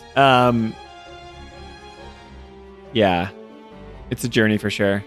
You don't play the MMOs. It's like the cool thing about 14, the characters. Okay, Alyssa, this is something that you might be surprised by, because you think MMO, you're thinking like, I'm just gonna play with a bunch of people, but like Final Fantasy 14 story is so good. If you can get through like a Realm Reborn, that first part, it's like fine, but the characters become so awesome. And the cool thing about MMOs is they don't usually kill them off because they stick around over like each of the expansions. So if you really want to get to know characters, like Alice and Alphino are some of like the coolest characters, and they're with you forever. It's just awesome. So you get that resolution and you really get to know these people, so which is cool. Javier says, well, Sephiroth is bare chest naked at the end of Final Fantasy VII. Can't get any more non-monster than that. Does that count? I don't know, man. You finished Rebirth. You saw what he was in that. He's just been rotting away in the live stream since Nibelheim, all right? The real Sephiroth's really... He's got like those raisin fingers, you know, that you get after being in the water too long. He's all sorts of shrivelly. Who knows what happened to real Sephiroth? I've heard really good things about it. Don't get me wrong. It's more of a time thing. Totally. It's a commitment. Jolie and I got into it during COVID. We got we started playing it when we couldn't go anywhere, and I kind of stopped playing it since then. But it was a fun time. We had a great time playing. Oh, counter. Nuts. There were only 2 enemies, right? There's one just chilling there. Who's next? Okay. Bigglesworth can still stop the impending doom here. Let's move here. And have my mage. Oh, dude, Joe, your attack power is bad. Oh, you don't have anything equipped. You just punched the guy. Wow, I'm bad at this game, guys. See? I thought I had checked everything for the battle, and Jolie just gave this goblin a punch to the face. He didn't counter her, though. My MMOs are WoW and Elder Scrolls. No time for me. Yeah, that's true. You can... Dude, the fact that you have 2, that's like dedication, man. Alyssa's the type who would grind forever and not sleep until he caught up with the stories. Yeah, it's too much. Toolman says... Oh, he's talking to Javier. He says, those abs are inhuman. Are you kidding me? That's right. Shirtless Sephiroth, man. What a sexy man. All right. Now, Mr. Bigglesworth, we know you're our closer. And you're so good at checking rocks. But we're just going to do a... Oh, you only have a 77% chance? I'm going to miss, aren't I? I'm going to freaking miss. Do I have a better chance of 77 every time? I've never even used the ability Rush. Should we try?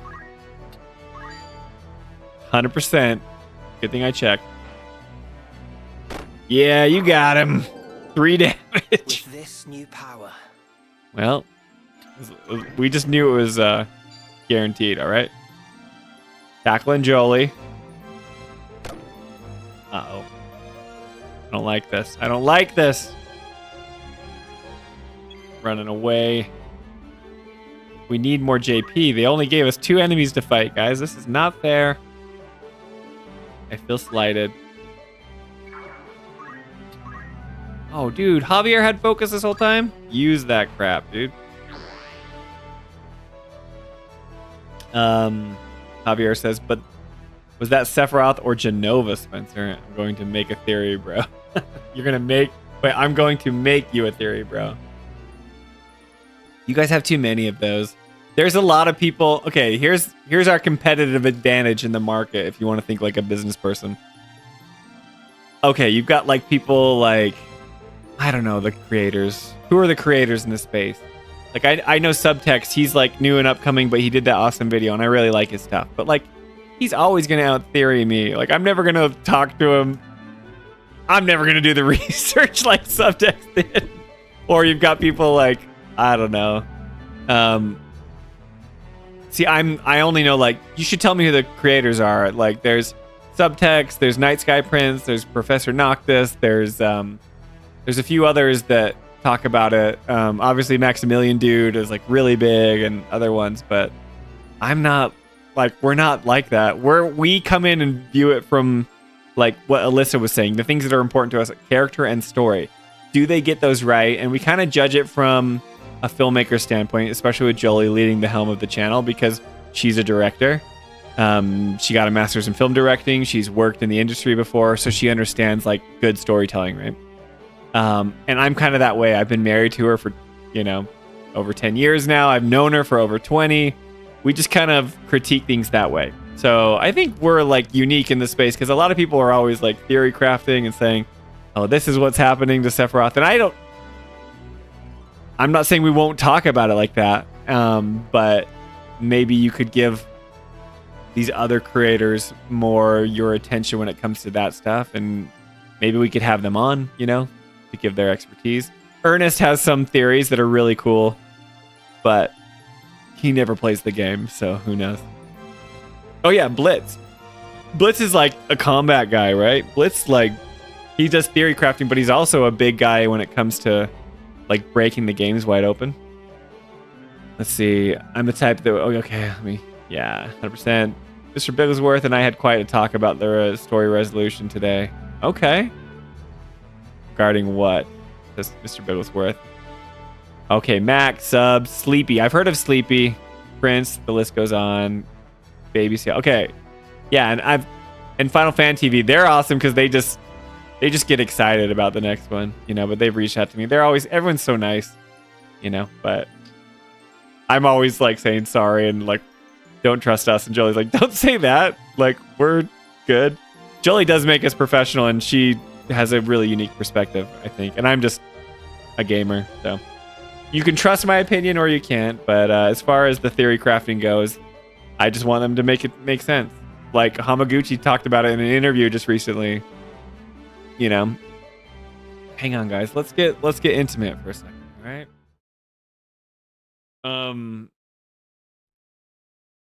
Hamaguchi was talking in an interview about the whispers and like he's been talking about the whole ending, right? And Jolie's actually editing the part where we talk about when Tifa falls into the live stream or whatever in chapter 9.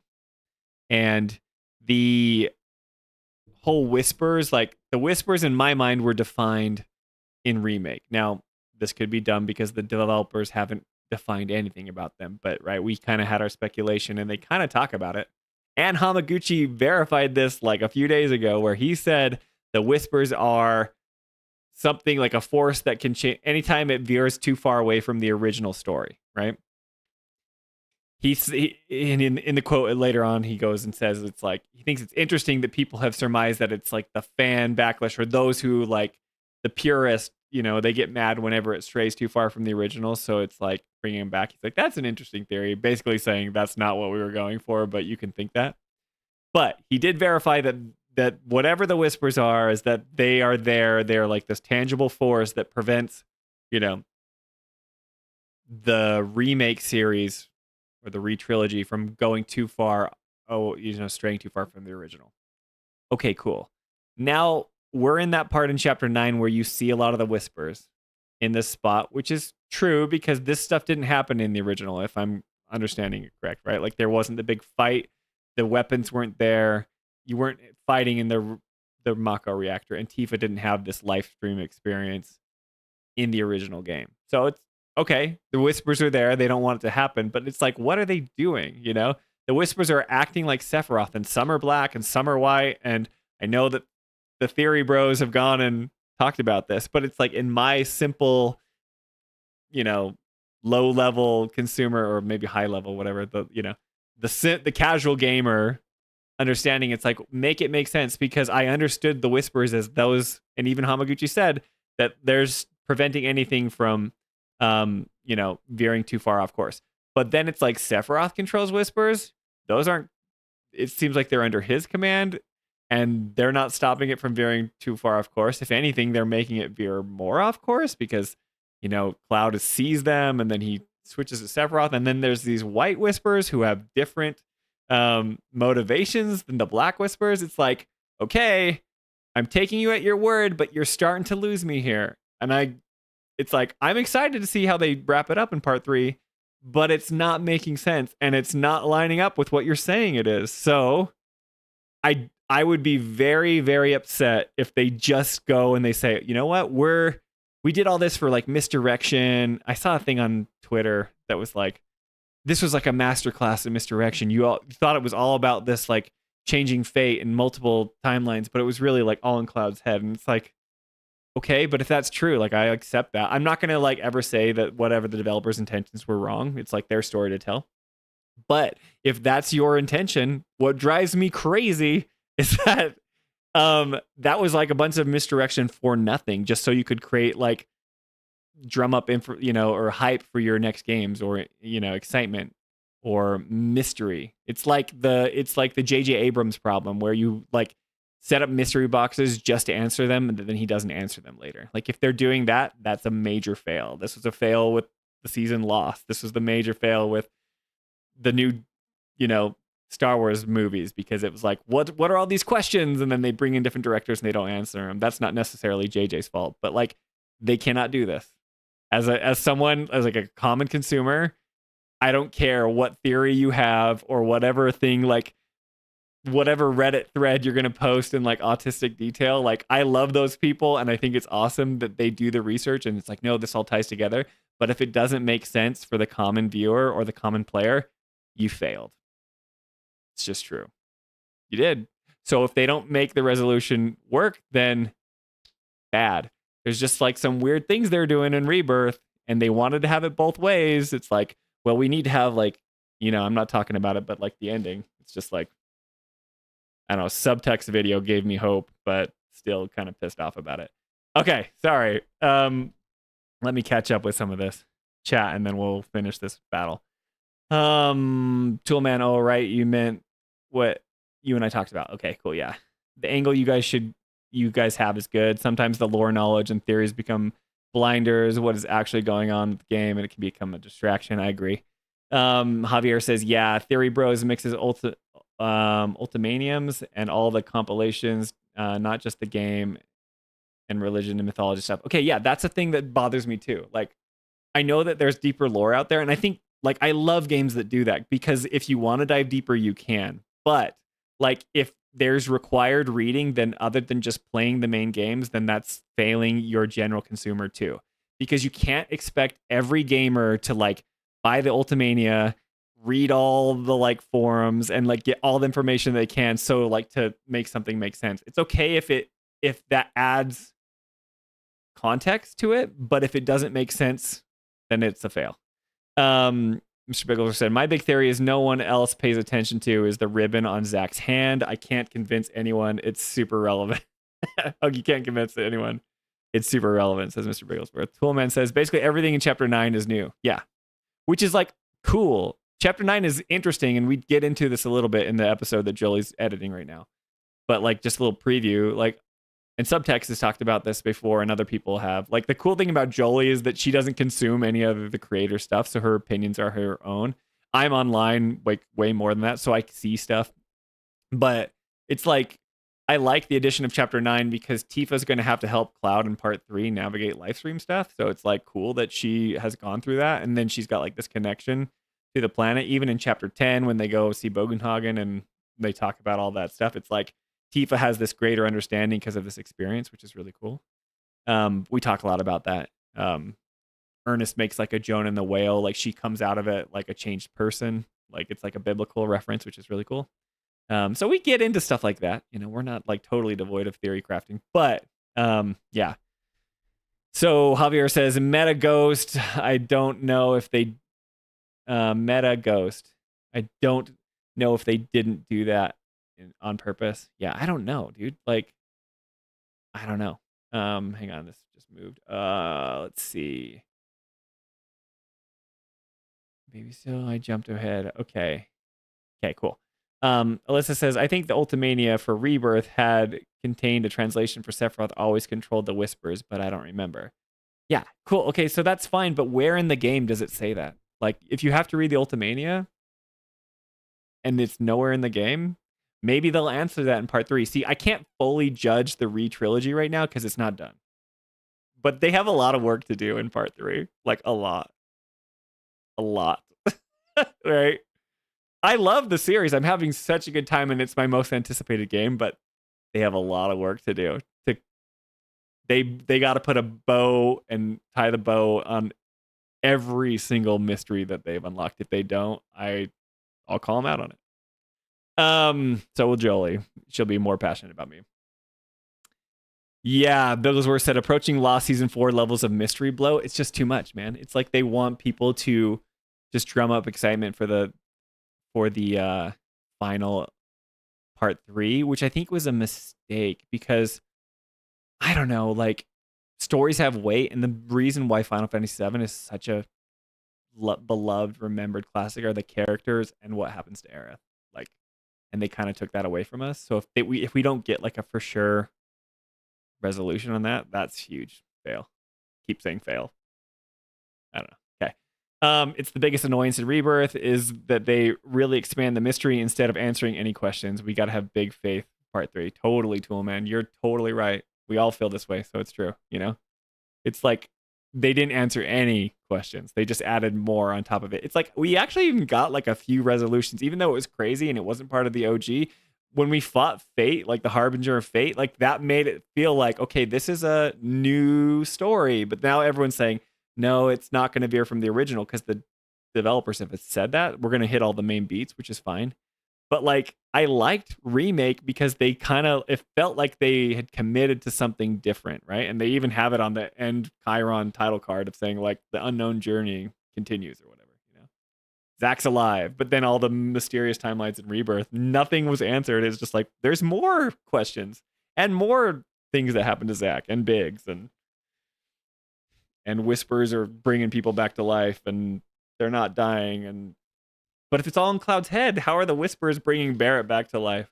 Okay, Cloud was there, but then like, how are the Whispers killing Biggs in the Shinra building when Cloud isn't even around? Like, it's like, I don't know. Like, you can't just say it's all in Cloud's head because there's places where Cloud isn't at when stuff is going down. Sorry, I'm getting heated. Javier says, okay, let's see. Yeah. Well, you destroyed the boss of the Whispers in Remake, so they're free agents now, and Sephiroth is a good boss, gives a good dental plan. See, but okay, but then why destroy Fate? If the Whispers had a goal and a right like that, but Hamaguchi even said that that's still what their purpose is to stop them from veering away from the original. So you kill their boss, the Harbinger of Doom. Now they don't have a boss, and I know you're being kind of cheeky, but okay, Sephiroth is their boss now, right? And the new Omni Sephiroth or whatever people say he is, because he's like, this is him after Advent Children or whatever. I don't know. But it's like, okay, cool. That's his shtick now. Like some of the Whispers are trusting him.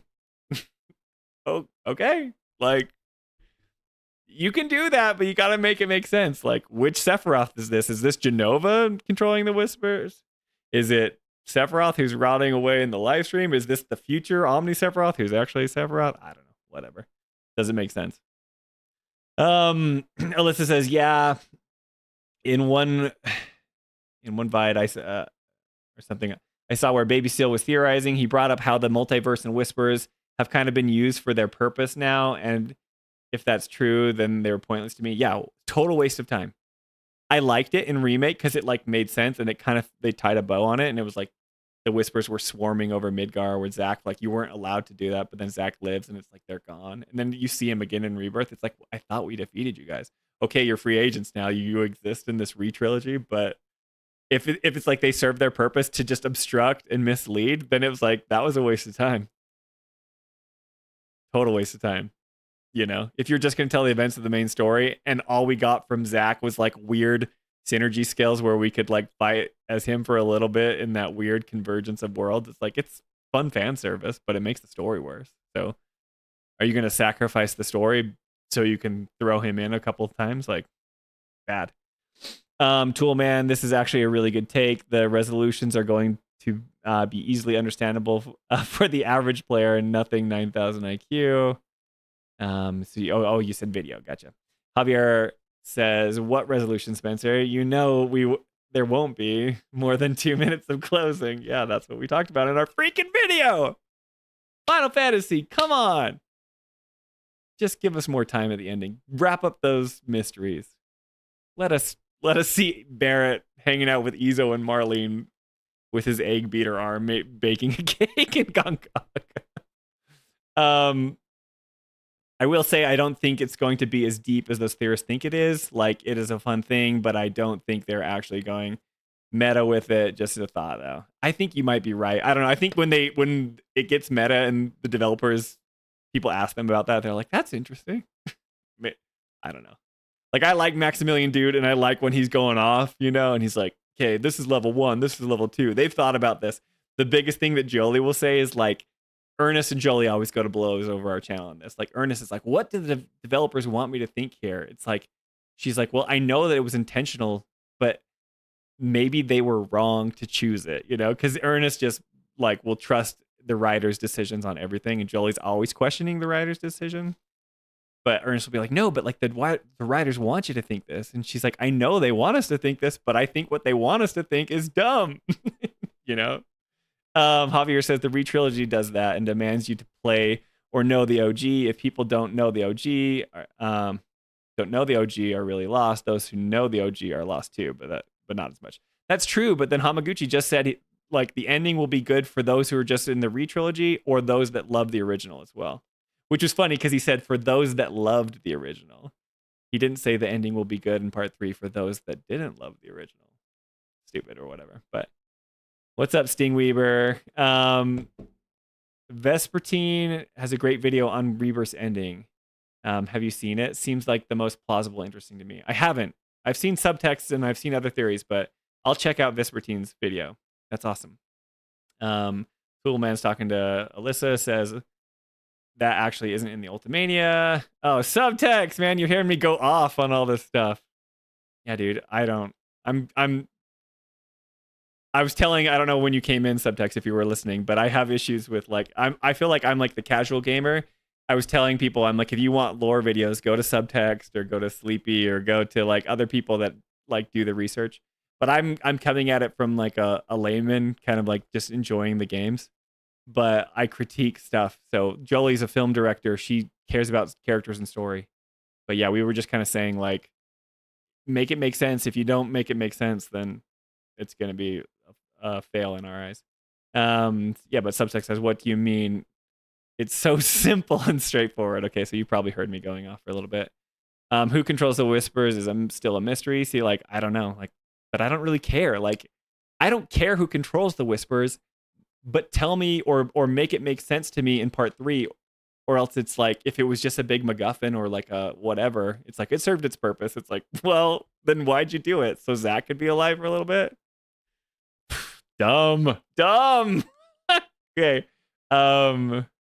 Let's see here. Alyssa says, yep, I'm with you. Part 3 has a lot of heavy lifting to do to close it all out, They're smarter people than me, and maybe for the smarter people, it all makes sense for them, and they can like connect all the dots, like the Charlie Day, whatever, Sunny in Philadelphia meme, right?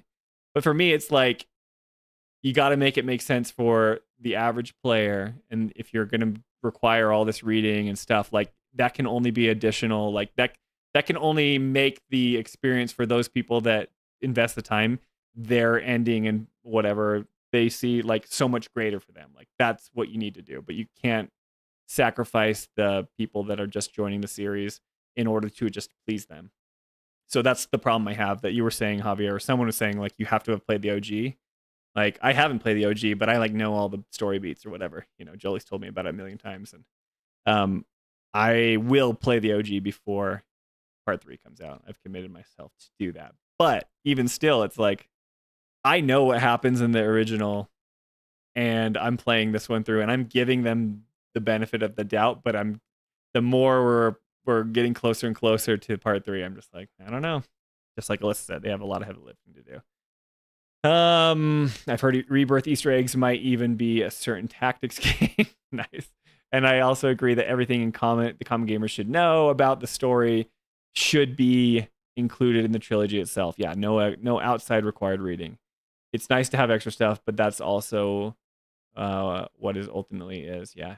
Toolman says, I think that Hamaguchi's article was really just about remakes since he's on Switch 2 remake stuff. Okay, well, he's promising, but he did talk about the ending. He says the ending's going to be, they keep saying it's going to be beloved by all, which is fine. We get passionate about this stuff, and I don't think you can please everyone, but we'll see.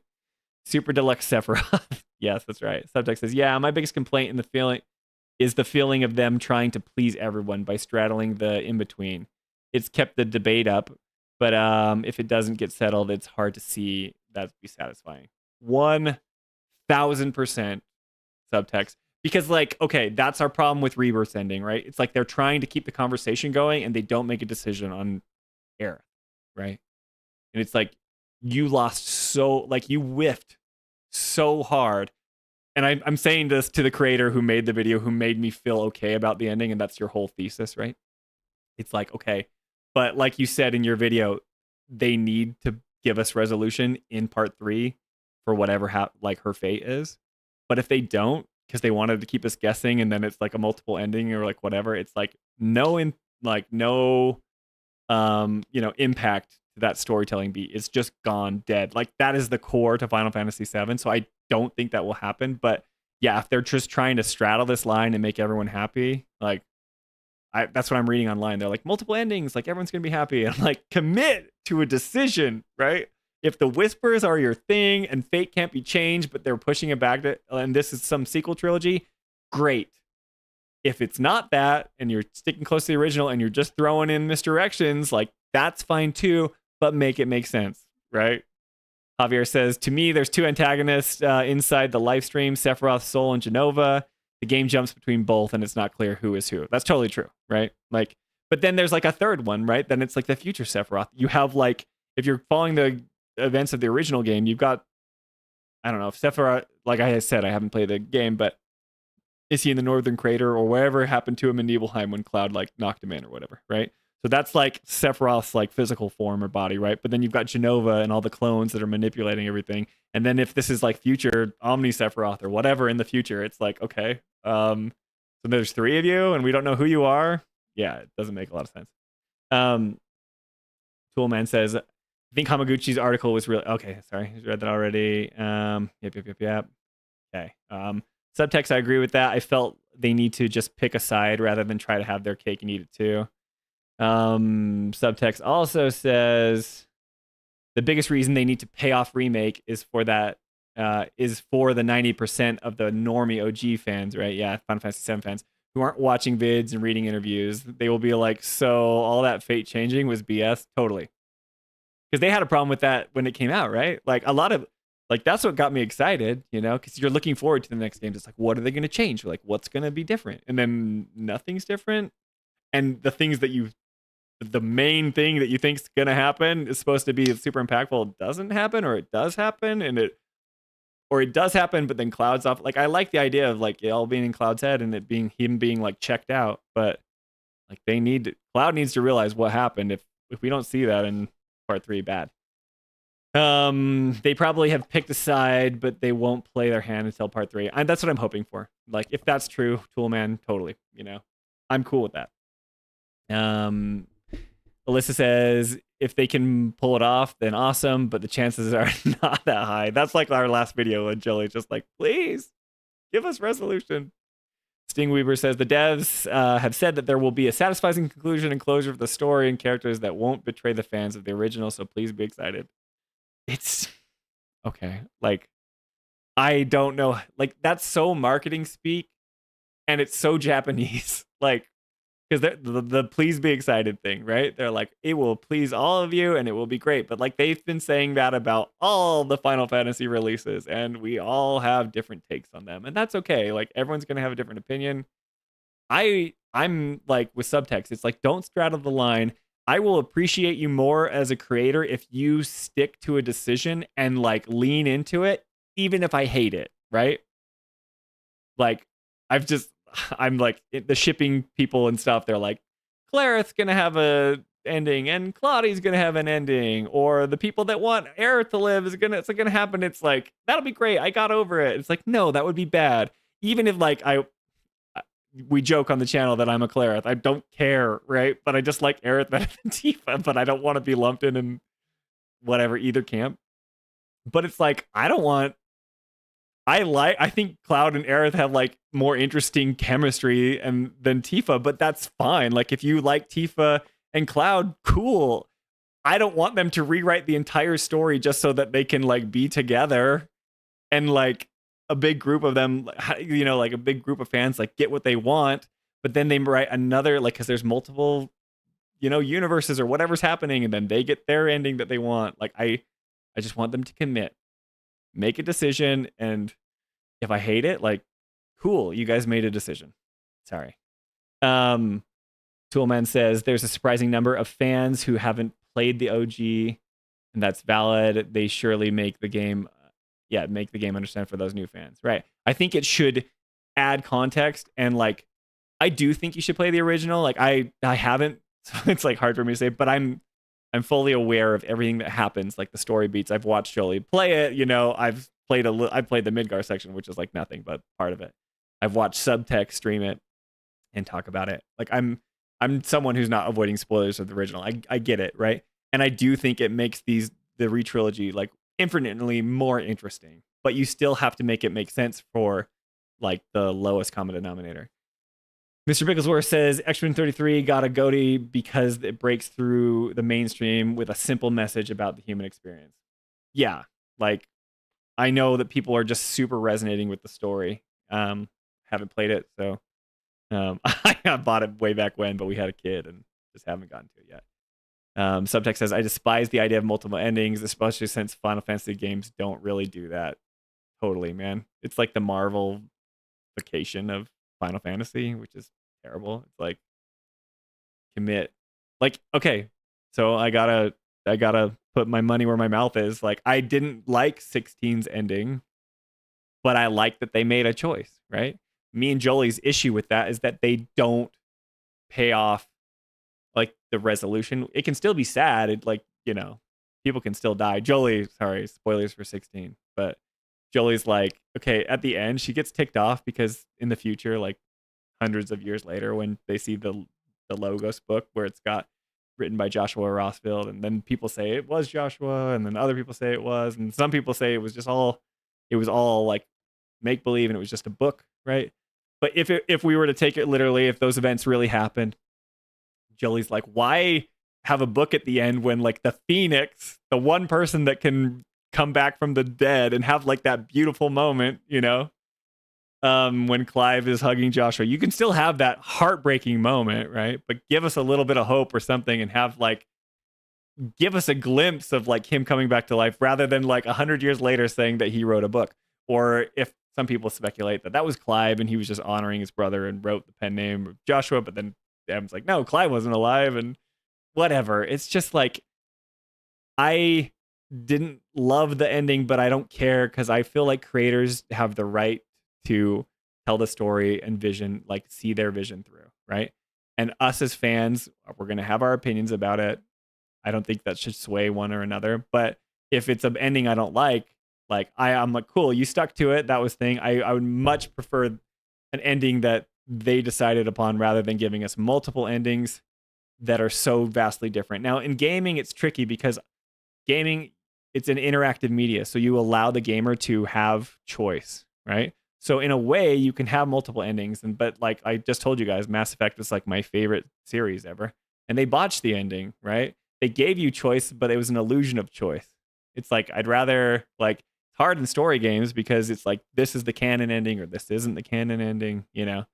But I think there's a place, like, I can't say definitively that there should never be multiple endings in video games, because I think choice is inherently, like, you know, foundational to our medium in video games. So like allowing you to choose different things is like a cool idea, and other games have done it well. But like with Final Fantasy, and they're trying to tell this story, if they do it just to please everyone and not to, you know, tell the correct story, or I can't say correct, but like tell the story that has the most impact, then I think it's a fail. Sorry, I hope that made sense. At this point, I just want them to be bold and stand by what their vision is. Okay, Toolman, agreed.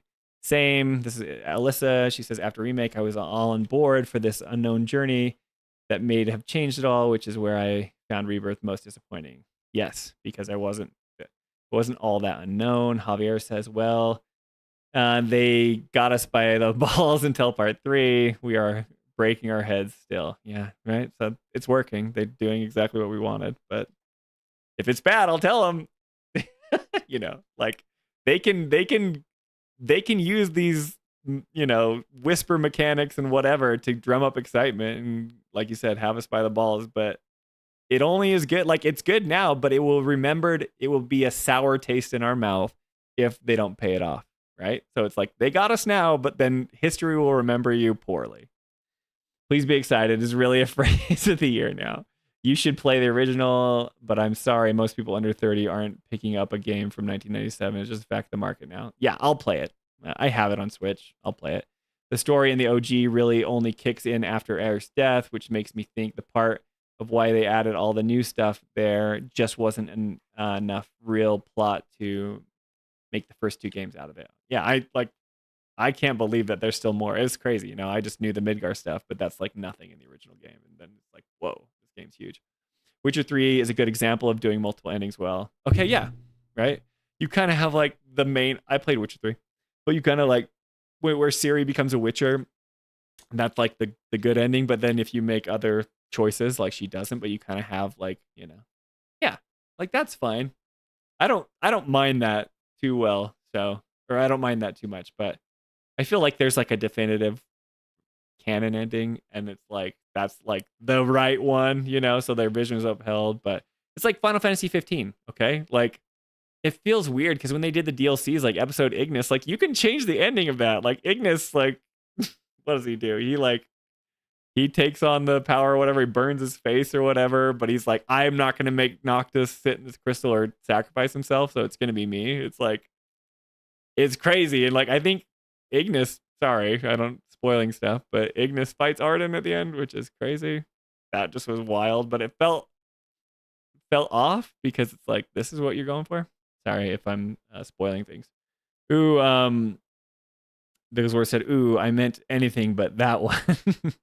Sting, Weber, I actually just don't think they were sure they wanted to do and needed to release the game for remake. They weren't even sure how the parts of it would be. See, that's the problem though. Like, don't Star Wars us. Don't have a 3-game roadmap and then don't like have an outline or an idea of where you're going. It's like, I would say that'd be crazy for that to be the truth, but we saw one of the most profitable IPs in the history of the world, and they just gave it to 3 different directors, and they're like, do whatever you want with it. Like, are you insane? Are you insane? They are crazy.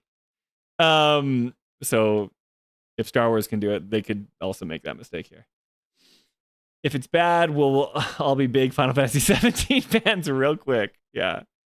Subtext says, sour taste in the mouth, like Cloud says to the vendor in chapter 14. Oh, dude, yeah, I'm going to have to pay attention. I don't know that part.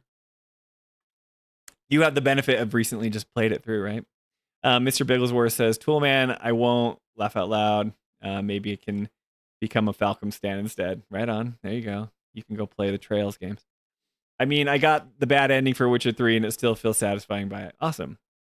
The thing is, this is what Subtext said. The thing is that that Final Fantasy VII is a game without any story choices within it, even though the first 2 games choices for a date, but it's very much presented as a set story. Yeah. And this is Jolie's take. Like, I kind of argued with her on the first Gold Saucer episode because I was like, it's good that you can have these different dates, because apparently that was in the original as well. But it's like, you can have these moments where you can like date Tifa or Barrett or Aerith, right? You can have like, that's fun. Like, that's gamified stuff, and it's little things if you have them in your party or if you answer like dialogue wheels correctly. I like that stuff. But Jolie says like a story is cheapened if you, dilute it with different choice. So it's like your vision, you have to execute on it like flawlessly. So what Subtext is saying, it's like, the first original Final Fantasy VII was very much presented as a set story that you couldn't deviate too far from the path, right? And now we're playing with that in the Re-Trilogy, and it's like, it's getting kind of murky. We're all feeling unsure. We're all excited for part 3, but yeah, we'll see. Toolman is talking to Subtext, says, yeah, I don't think multiple endings can work for Final Fantasy VII. It's just not right. Javier says Final Fantasy VII Part 3 is the potential of being the next Dirge of Cerberus, and it doesn't deliver. Yeah, it's going to be the same, right? Just like, we joke about it, guys, but like, and Subtext made these analogies in his video when he's talking about The Empire Strikes Back, but like, take the new Star Wars trilogy, right? How do people remember? Like, some people, there's some Last Jedi stands out there. I hate that movie, but like, how do people remember Rise of Skywalker? It's part 3. Do you think people, like, everyone, that one's like universally hated, which is funny because I don't think it's fair, because I think Last Jedi derailed it, and there's a lot of people like, no, Last Jedi is great. It's like, okay, it's great, maybe as a standalone film or whatever in your mind, but it totally threw off the entire, trajectory. So like, yeah, it's going to be a sour taste in our mouth, like Dirge of Cerberus, right? Sorry. Subtext, you're going to laugh at this. What do you think is of tactics so far of the way? We are still in that first, where are we, guys? We haven't even made it to the next city. Yeah, we're having fun. I'm getting addicted to the, like, getting the job points and stuff, but obviously you can tell I got distracted. Rams's dad passed away. Laugh out loud. Have we? Oh yeah, that's right, at the very beginning. Alyssa, come on, give me some credit. We're having a good conversation here. We're gonna be streaming tactics for the rest of the year. Mr. Bigglesworth says, I'm on team 1 ending, 2 girlfriends. There you go. I'm on team therapist for everyone in the OG. Yeah, we don't remember it. Yeah. What? Star Wars have more than 3 movies? Laugh out loud. Yeah, see. Anyway, I don't need to go off on this, but sorry about that. We had to get that out of the yeah, look, you've made me go 30 minutes over my stream. My kids are gonna go to school tomorrow, and I'm just like, go to bed, kids. I got important stuff to talk about. Mr. Bigelow said, like I said on your last stream, I can't remember those Star Wars movies. Even those titles seem like they're in reverse chronological. Oh yeah, Rise of Skywalker, The Last Jedi, and The Force Awakens. You totally work. Yeah, dude. I don't know. I talked about it last time, but it's just like, the thing that pisses me off about The Last Jedi is, like, I don't think this will happen with the developers, because I think that the Japanese developers, like, care about their IP, but like, it just felt like when you see the Millennium Falcon in Force Awakens, it like plays the music and you get that swell and you're like, this is a character, right? Imagine if in the Force Awakens they were in the junkyard and they're like, you mean that old thing? And it's like the Millennium Falcon and Rey's like grossed out by it, and then it just like gets blown up by a TIE fighter, and then it's done. And you're like, that's funny gag, but that Millennium Falcon's kind of a character that we like. Like, we kind of care about that thing. In the Last Jedi, it's like you see the lightsaber that Luke had, that was the one that was given to him by Obi-Wan, and when his hand got chopped off, I told you that in the last stream. And he's like, nah, I don't care. Like, it really did take me out of it, and I just felt like this director doesn't care about, like, I'm a nerd and I like this stuff, and you're saying like, no, you shouldn't like this stuff. It's stupid. It's dumb. Do something different. Anyway, so yeah, I think that the developers care about their product more than this. I think there's more care and intention in the Re-Trilogy to make, like, to honor that. They won't do something crazy like that, but I'm not saying that they can't make a similar mistake to Star Wars, like where if they don't wrap it up and they don't have the answers or whatever, then it just becomes something that's, derided in the future. Okay, sorry. We can be done with that. Final Fantasy, let's see. Those were said, like I said in your last stream. Yeah, okay, yeah. Toolman says, never thought about that. Final Fantasy VII Remake or the Re-Trilogy is just packed full of passion for the IP. Totally. Like, that's true. I was telling Jolie this, and I think I talked about this on the stream. Like, if I had an Ocarina of Time remake that was this in-depth, like this incredible, like, fidelity of graphics, where you could turn, like, over, you can go visit all the different town shops, like you get to go to Nibelheim, you get to go to, like, all the different places, you get to see all the iconic moments that were in the original, just like what do they do in Remake, the dumb claws in the highway or whatever, and that's a whole, like, mini game section. It's like they go too in depth because they love the IP, right? Like, if Final Fantasy VII was my favorite game growing up, like, I wouldn't care. I'm like, I don't care what the whispers are. I just get to be in this world, and it's incredible. Like, the nostalgia glasses would just be like so rose tinted that, like, I would never be able to see anything again, right? I get it. And I think that's one of the greatest things that the Final Fantasy fans get to have this remake. But for me, like I don't have nostalgia for this game because I didn't play it. I know of the characters and they're like beloved video game characters. Like I knew about Aerith. Everyone knew about Aerith before they had ever played it if they hadn't. But it's like they gotta tie it up and tell the story first, right? Because yes, all the detail and the fidelity that they're doing is incredible, but that doesn't mean that you can just tell a crappy story even if you get to explore more of the world. Okay, sorry. Just like when they killed Han Solo, laugh out loud. Yep, they just did it. I don't care that like Jolie doesn't like that part, but I'm like, that was fine to me. It was like, I don't care that they kill off the old characters, but I just want them to like respect the fandom. Okay, we're done. Let's finish this battle. If subtext is still here, this is where... Sorry, if subtext is still here, this is where we're at. I've been on this battle for like, how many hours? And it's just 2 enemies. Yeah, totally. Bigglesworth said, I knew about Aerith before I knew what a PlayStation was. And that's like why they whiff so hard on the ending, because that's the focal point. The thing that sticks with you more than anything in Final Fantasy VII is that moment. So like they better pay it off in part 3. That's awesome. Cool stories, guys. Love it. All right. I feel bad, but what were we doing here? Oh yeah, that's right. We were just having you get some focus, trying to get some more job points here. He can't do anything to level himself up. He's taking pot shots at all my characters. I want to just hang out here. And... Nope. I want to focus. Give me some job points. Okay. And Jolie, I want you to help me out here. You are but a mere squire, Knight's Apprentice. Hey, subtext, you know, if you know anything about our channel, is that it's not a race, you know? We don't get codes from the developers, and we're not trying to get something out by a certain time. We're still on Chapter 9, Part 3 of our deep dive of Rebirth. So, it only makes sense that I'm this far in tactics, but I'm having a great time, you know? Let's see here. You can heal yourself. He was a knight, but switched back to a squire because I wanted to get my my counter, right? Which is probably a waste, but what do you got here for us? Throwstone. You can heal yourself up. Bigglesworth.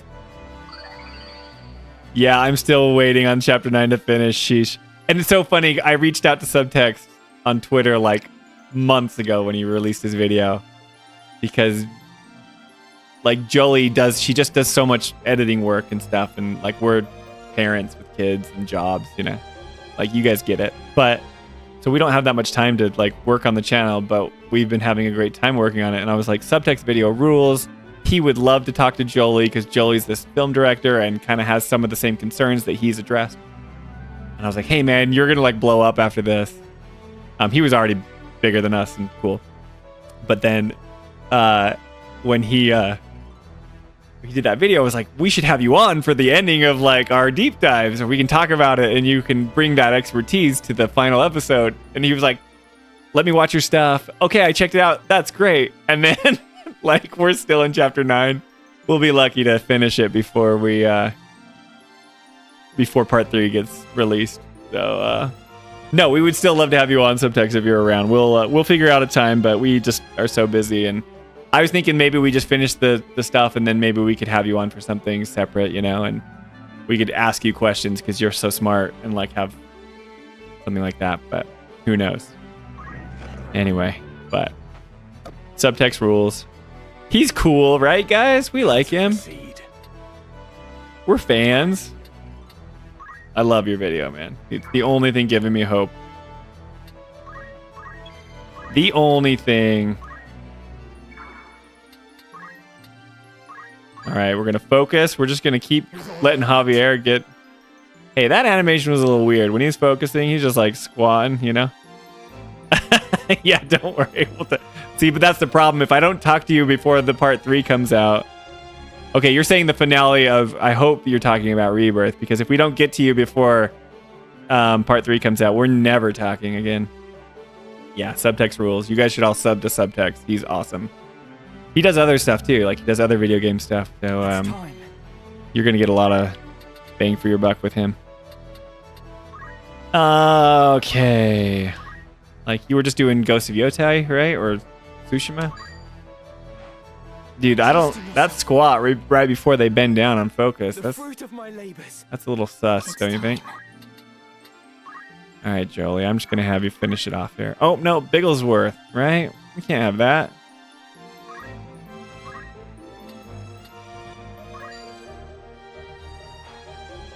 Here we go. We get that hill in. And then Bigglesworth, what do you got for me? Can you do anything? Oh, dude, I was hoping you could toss a rock. You don't have throw items, right? So if I tried to do this and say potion, no, not close enough. Okay, well, there's only one thing to do. Friendly fire. Let's see here. Mr. Bigglesworth, Brianna White started streaming again. Will she beat Rebirth before your chapter series wraps up? They're both very slow. Oh, Jolie! You're playing right now. You're still awake. I thought you were asleep. You died in your Switch game? She's playing Tactics in bed right now while I'm up here chatting with all you. I'm so sorry, sweetie. You better save your game. I don't save my game because we make it spicy. Let's see here. I missed a few things. Okay, yeah. You got to get JP boost. Okay, backseat comment. Yeah, we got it. No, it's fine. Subtext. I have openly said you can backseat stream or backseat game. This is a friendly zone. Jolie died in her game. You missed a major debate, Jolie. Yeah, she did. Yeah, Jolie will talk. We'll talk more about this. Don't worry. But like, we're approaching the part where Jolie's going to be a powder keg and she's going to explode. Can't wait for the part 6 Loveless analysis, and I live for it. Oh man, chapter 12 is going to be such a big chapter to get through because that's when the whole world opens up with all the side quests. It will be long. You got that right, Alyssa. Don't worry, I'm sure you saved. Yep. Okay. I don't want Coster to do the finishing. Well, you know what? We've done enough. We've done enough, guys. We've tortured this poor goblin enough. We did it. Yeah, Subtext. Aren't you like in the East Coast, Subtext? Are you like... Is it like 2 in the morning there? Shouldn't you be in bed? Can I be your dad until you go to sleep? Be a responsible adult. You're a responsible adult. This is where we're at right now. I listened to it while I played. Oh yeah, huh? Yeah, she'll have opinions on chapter 12 and Loveless. You're gonna love to hear what Jolie thinks about a lot of stuff, especially the Loveless Theater. Oh my gosh. Oh, Subtext says he is on the East Coast. I thought you were. I'm creeping on you, you know. You're just too popular, man. I just see you all the time. How can I not know where you're at? I think you say it's because you stream Eastern time, but yeah, you don't sleep normally. You should get some sleep, man. We wanted your input, Jolie. Dude, you'll get it. Jolie said she'd pop... Sorry, I'm hitting the microphone. Jolie said she'd pop in on some of the streams every once in a while. But like last time, we got a lot of Jolie last time. That was good. Okay, so how about we do this? She says, haha, man, Loveless. At least it's not the Genesis version. Oh, yeah. See, Jolie has like the hot take. She's the one that's got... She was a film director, so she kind of judges the JRPGs from a Western lens and a Western storytelling lens. And I know that's like not totally fair, but if you're gonna market it and, you know, show it to us, that's fine. We don't have to direct on how you're gonna like see your vision through, but we can still critique it from a Western lens because you're exposing it to these type of people, to us. And Jolie makes some pretty good points, I think. So it'll be really funny for you to hear what she says. Mr. Bigglesworth says, what awaits you at Journey's End, I wonder. Chills. I'll talk more closely into the mic if I do. Yeah, when you're on stream. Sorry, it's set up to pick up if you're close. What do you mean, Jolie? The game's name is Loveless G Edition. Okay, let's advance the story. Let's listen to some good voice acting. I'll turn it up here for I Javier. hear you were decorated for your first victory, Ramza. Oh, it's Ben Starr, guys. Dice Darg? All right. I sing your praise from on high. You do honor to our name, my brother, and to me. Oh, they're I am brothers. Oh? You would not seem it. But they're like not, I am. Forgive me. they don't have the same mother. Your words do me far more honor than I have done you. No doubt word has already reached you, but the Marquis de Limbre's carriage was waylaid, and the Marquis taken. Marquis de Limbres. What have you a mind to do? The voice acting, already Jolly's asked stayed awake Zara to to dispatch give you a his shout out, word. Javier. These brigands must eventually come forth to demand ransom. That is assuming the Marquis yet lives. I beg of you, Count Beowulf, lend me 100 men that I might hunt the Horsens down. Yeah. Please, my lord, grant me the means to avenge my fallen friends. Mayhap your ears fail you. I said that Please be a squad is to be excited. dispatched. Very good, Jolly. You are not a man of Galleon. Leave her affairs to those of us who are. But, Oh, yeah, my dude. lord, You tell him. Don't assume to beg favors of me. Let me remind you, Argath, lest you forget your place. You are but another sword, not yet even knighted. Ben Starr is so good. That's our goal as a channel, to get him on. Jolly said that last time.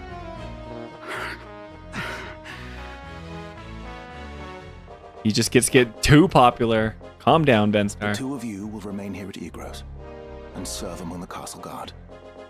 You needn't worry. Danger is not like to visit these walls.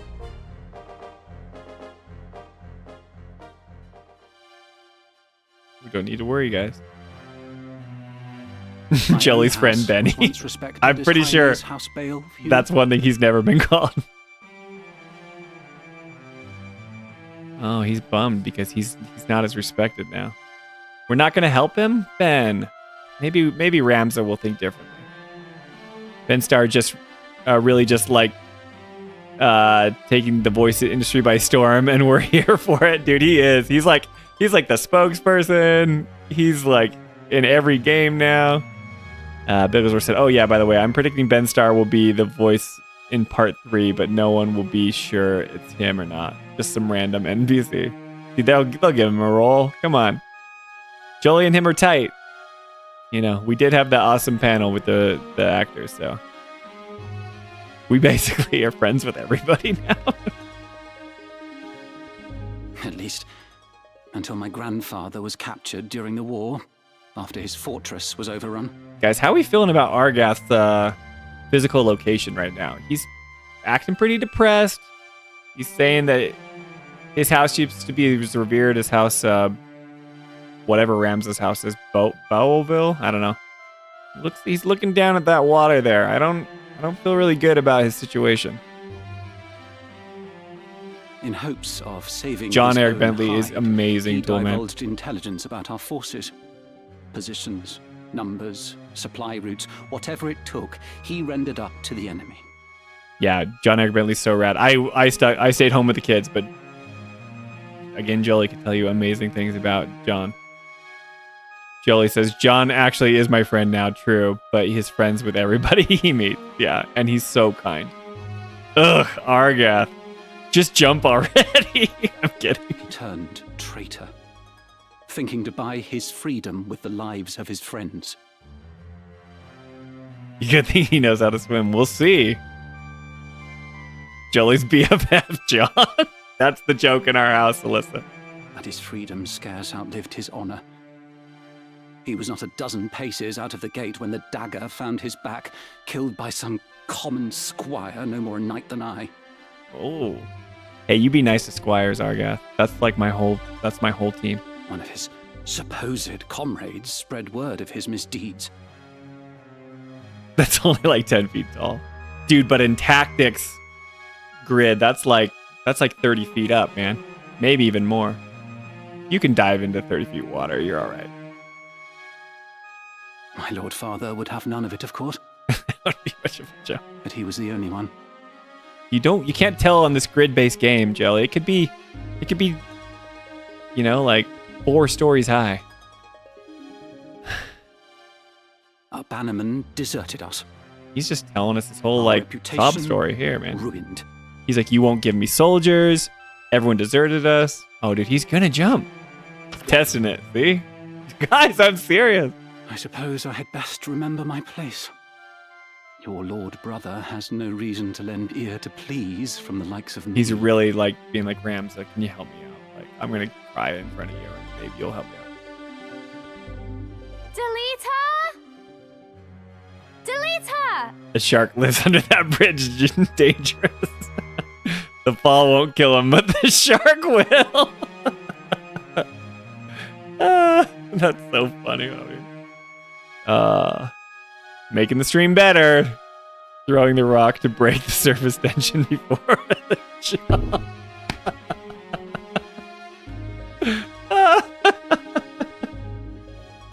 You gotta loosen up the water. Cool, man, that is funny. You guys are making me laugh. Wish the actor did jump in the scene. Tidra! Delita! Oh, man. Alma! Zalbog!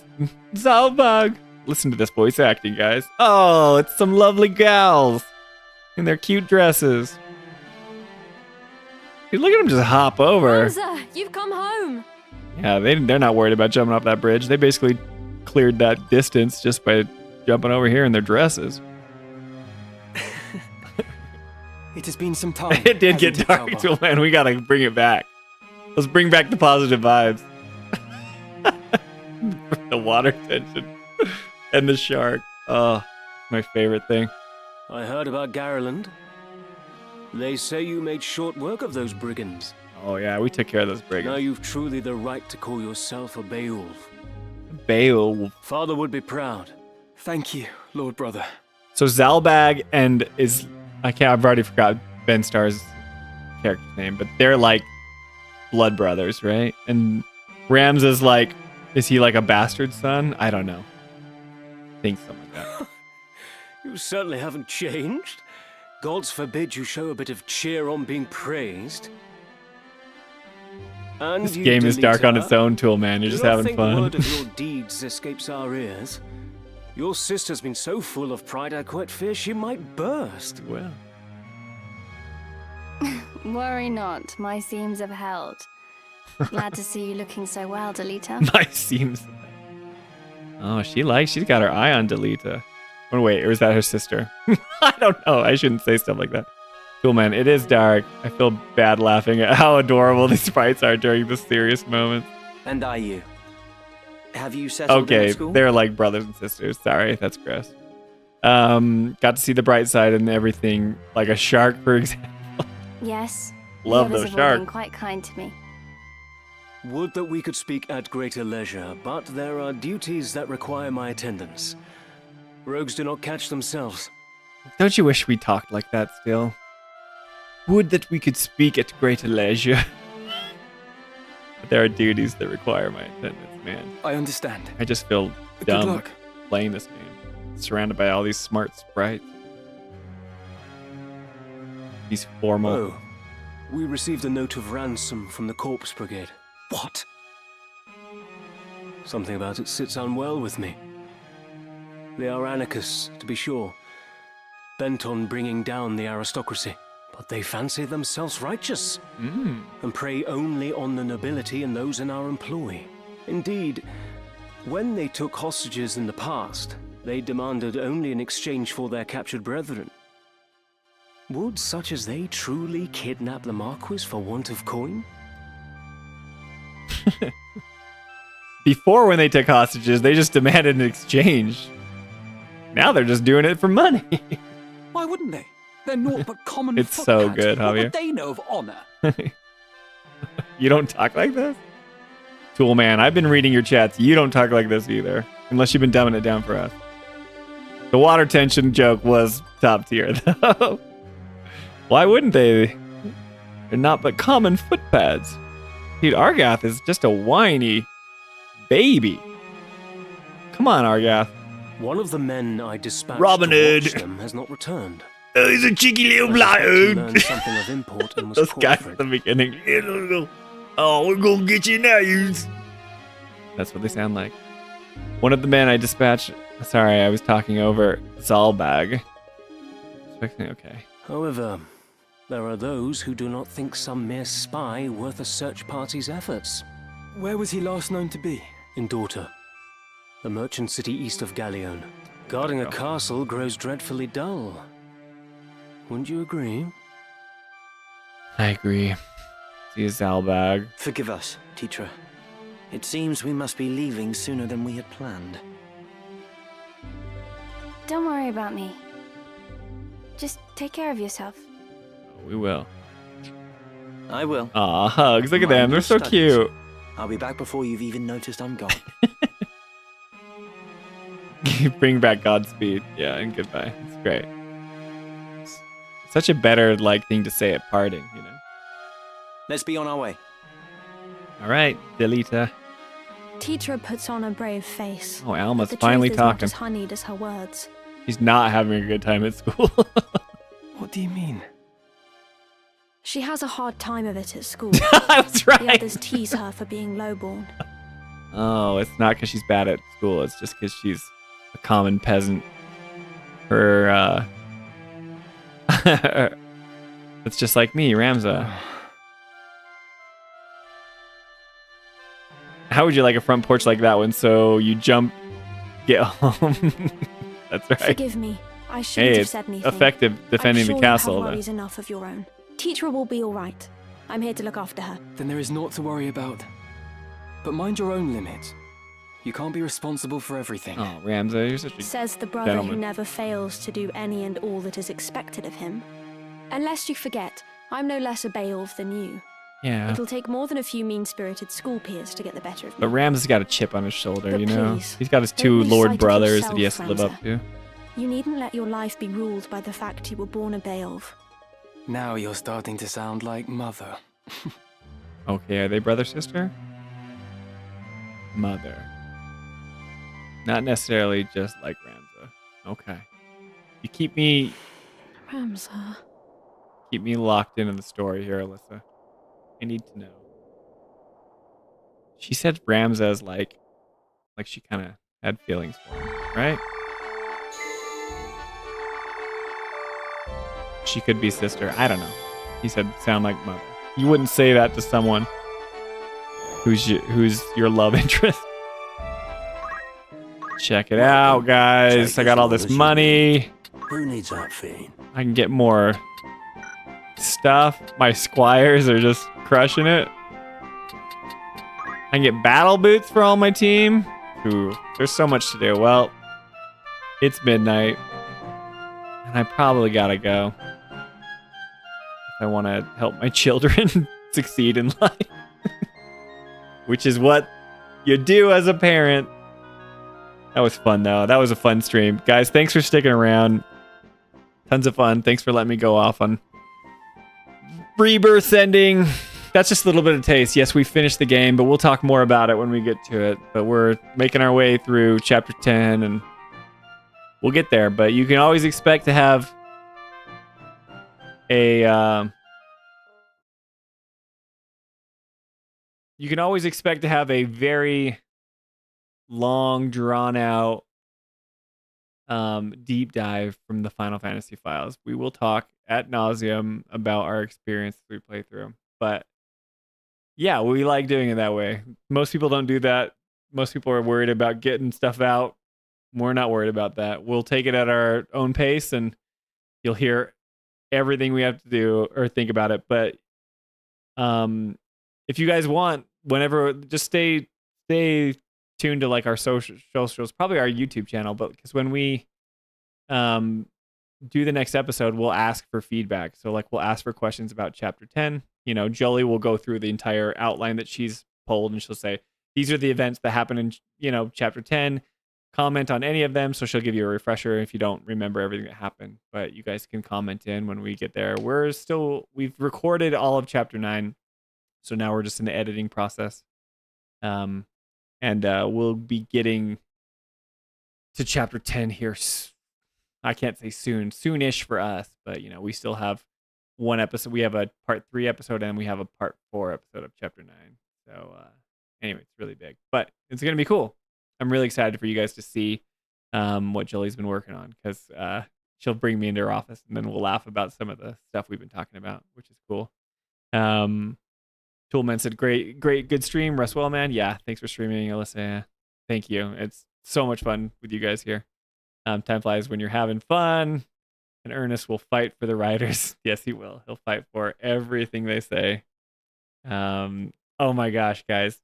Okay, before you leave, what Toolman just said, chapter 11's roundtable unbox throwing. We've been like hinting towards, like, we never know where Ernest is in the story because he hasn't beat the game yet. And we're always like, so have you got to that Kate Sith chapter yet? And he's just like, yeah, I got to it. It's like, okay. And we're like, no, like, you know, the Kate Sith chapter. Like, if you know, you know. And he's like, well, yeah, like I'm in chapter 12. He's saying, I'm in chapter 12. It's like when the world opens up. And then we're like, but are you? Because you're not really mentioning anything about chapter 11 and the Kate Sith stuff.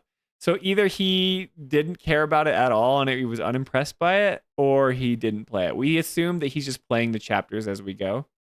I tried to check his trophies. This is like it super inside. Love Ernest to death, but like I tried to check his trophies and they're hidden, so I couldn't see. Like a trophy will pop if you've completed the chapter, and I couldn't see his.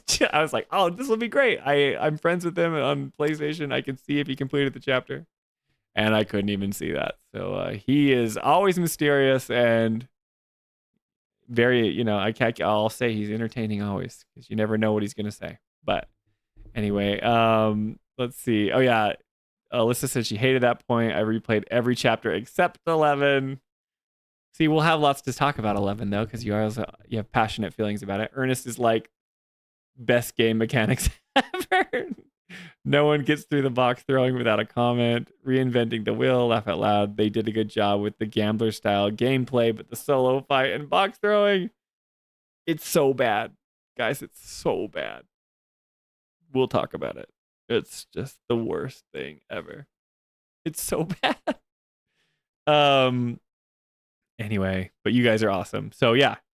We'll be cutting some more clips coming out here soon of the chapter that we already released, but then chapter 9 part 3 is what Jolie's working on now. So yeah, but if you have questions about it or whatever, I'll be streaming on Wednesday.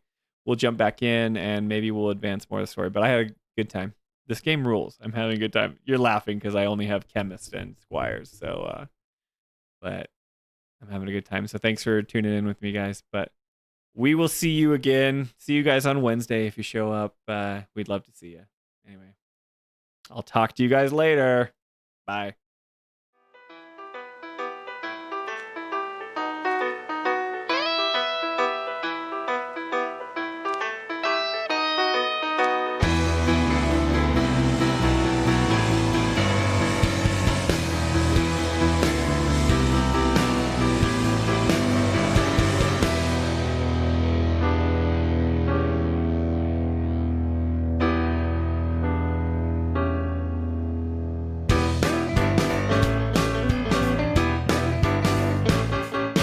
Listen, understand the reason why I'm sitting here, playing notes with these hands, singing words that I have planned to sing to you for oh so long.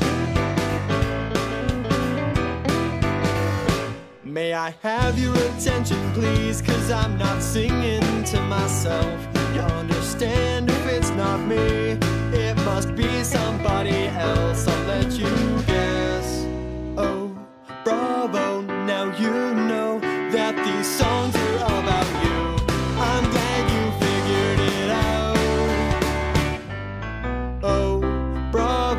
saw my show and now you see just what you lack. Girl, I know you want me back. No.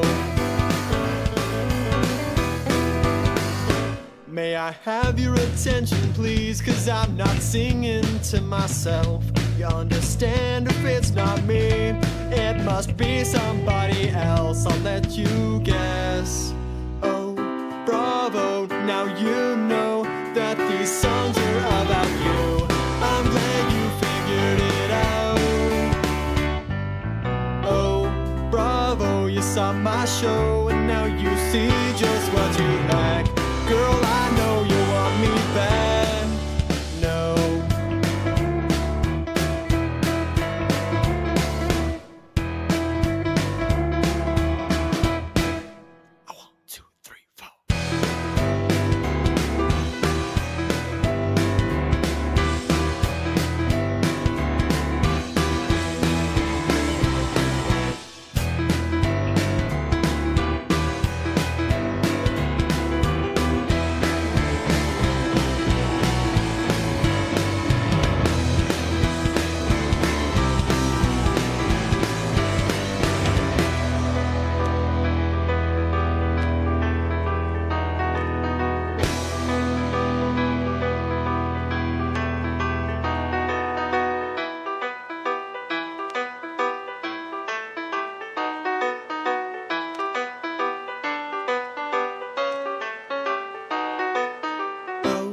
Bravo, now you know that these songs are about you. I'm glad you figured this one out.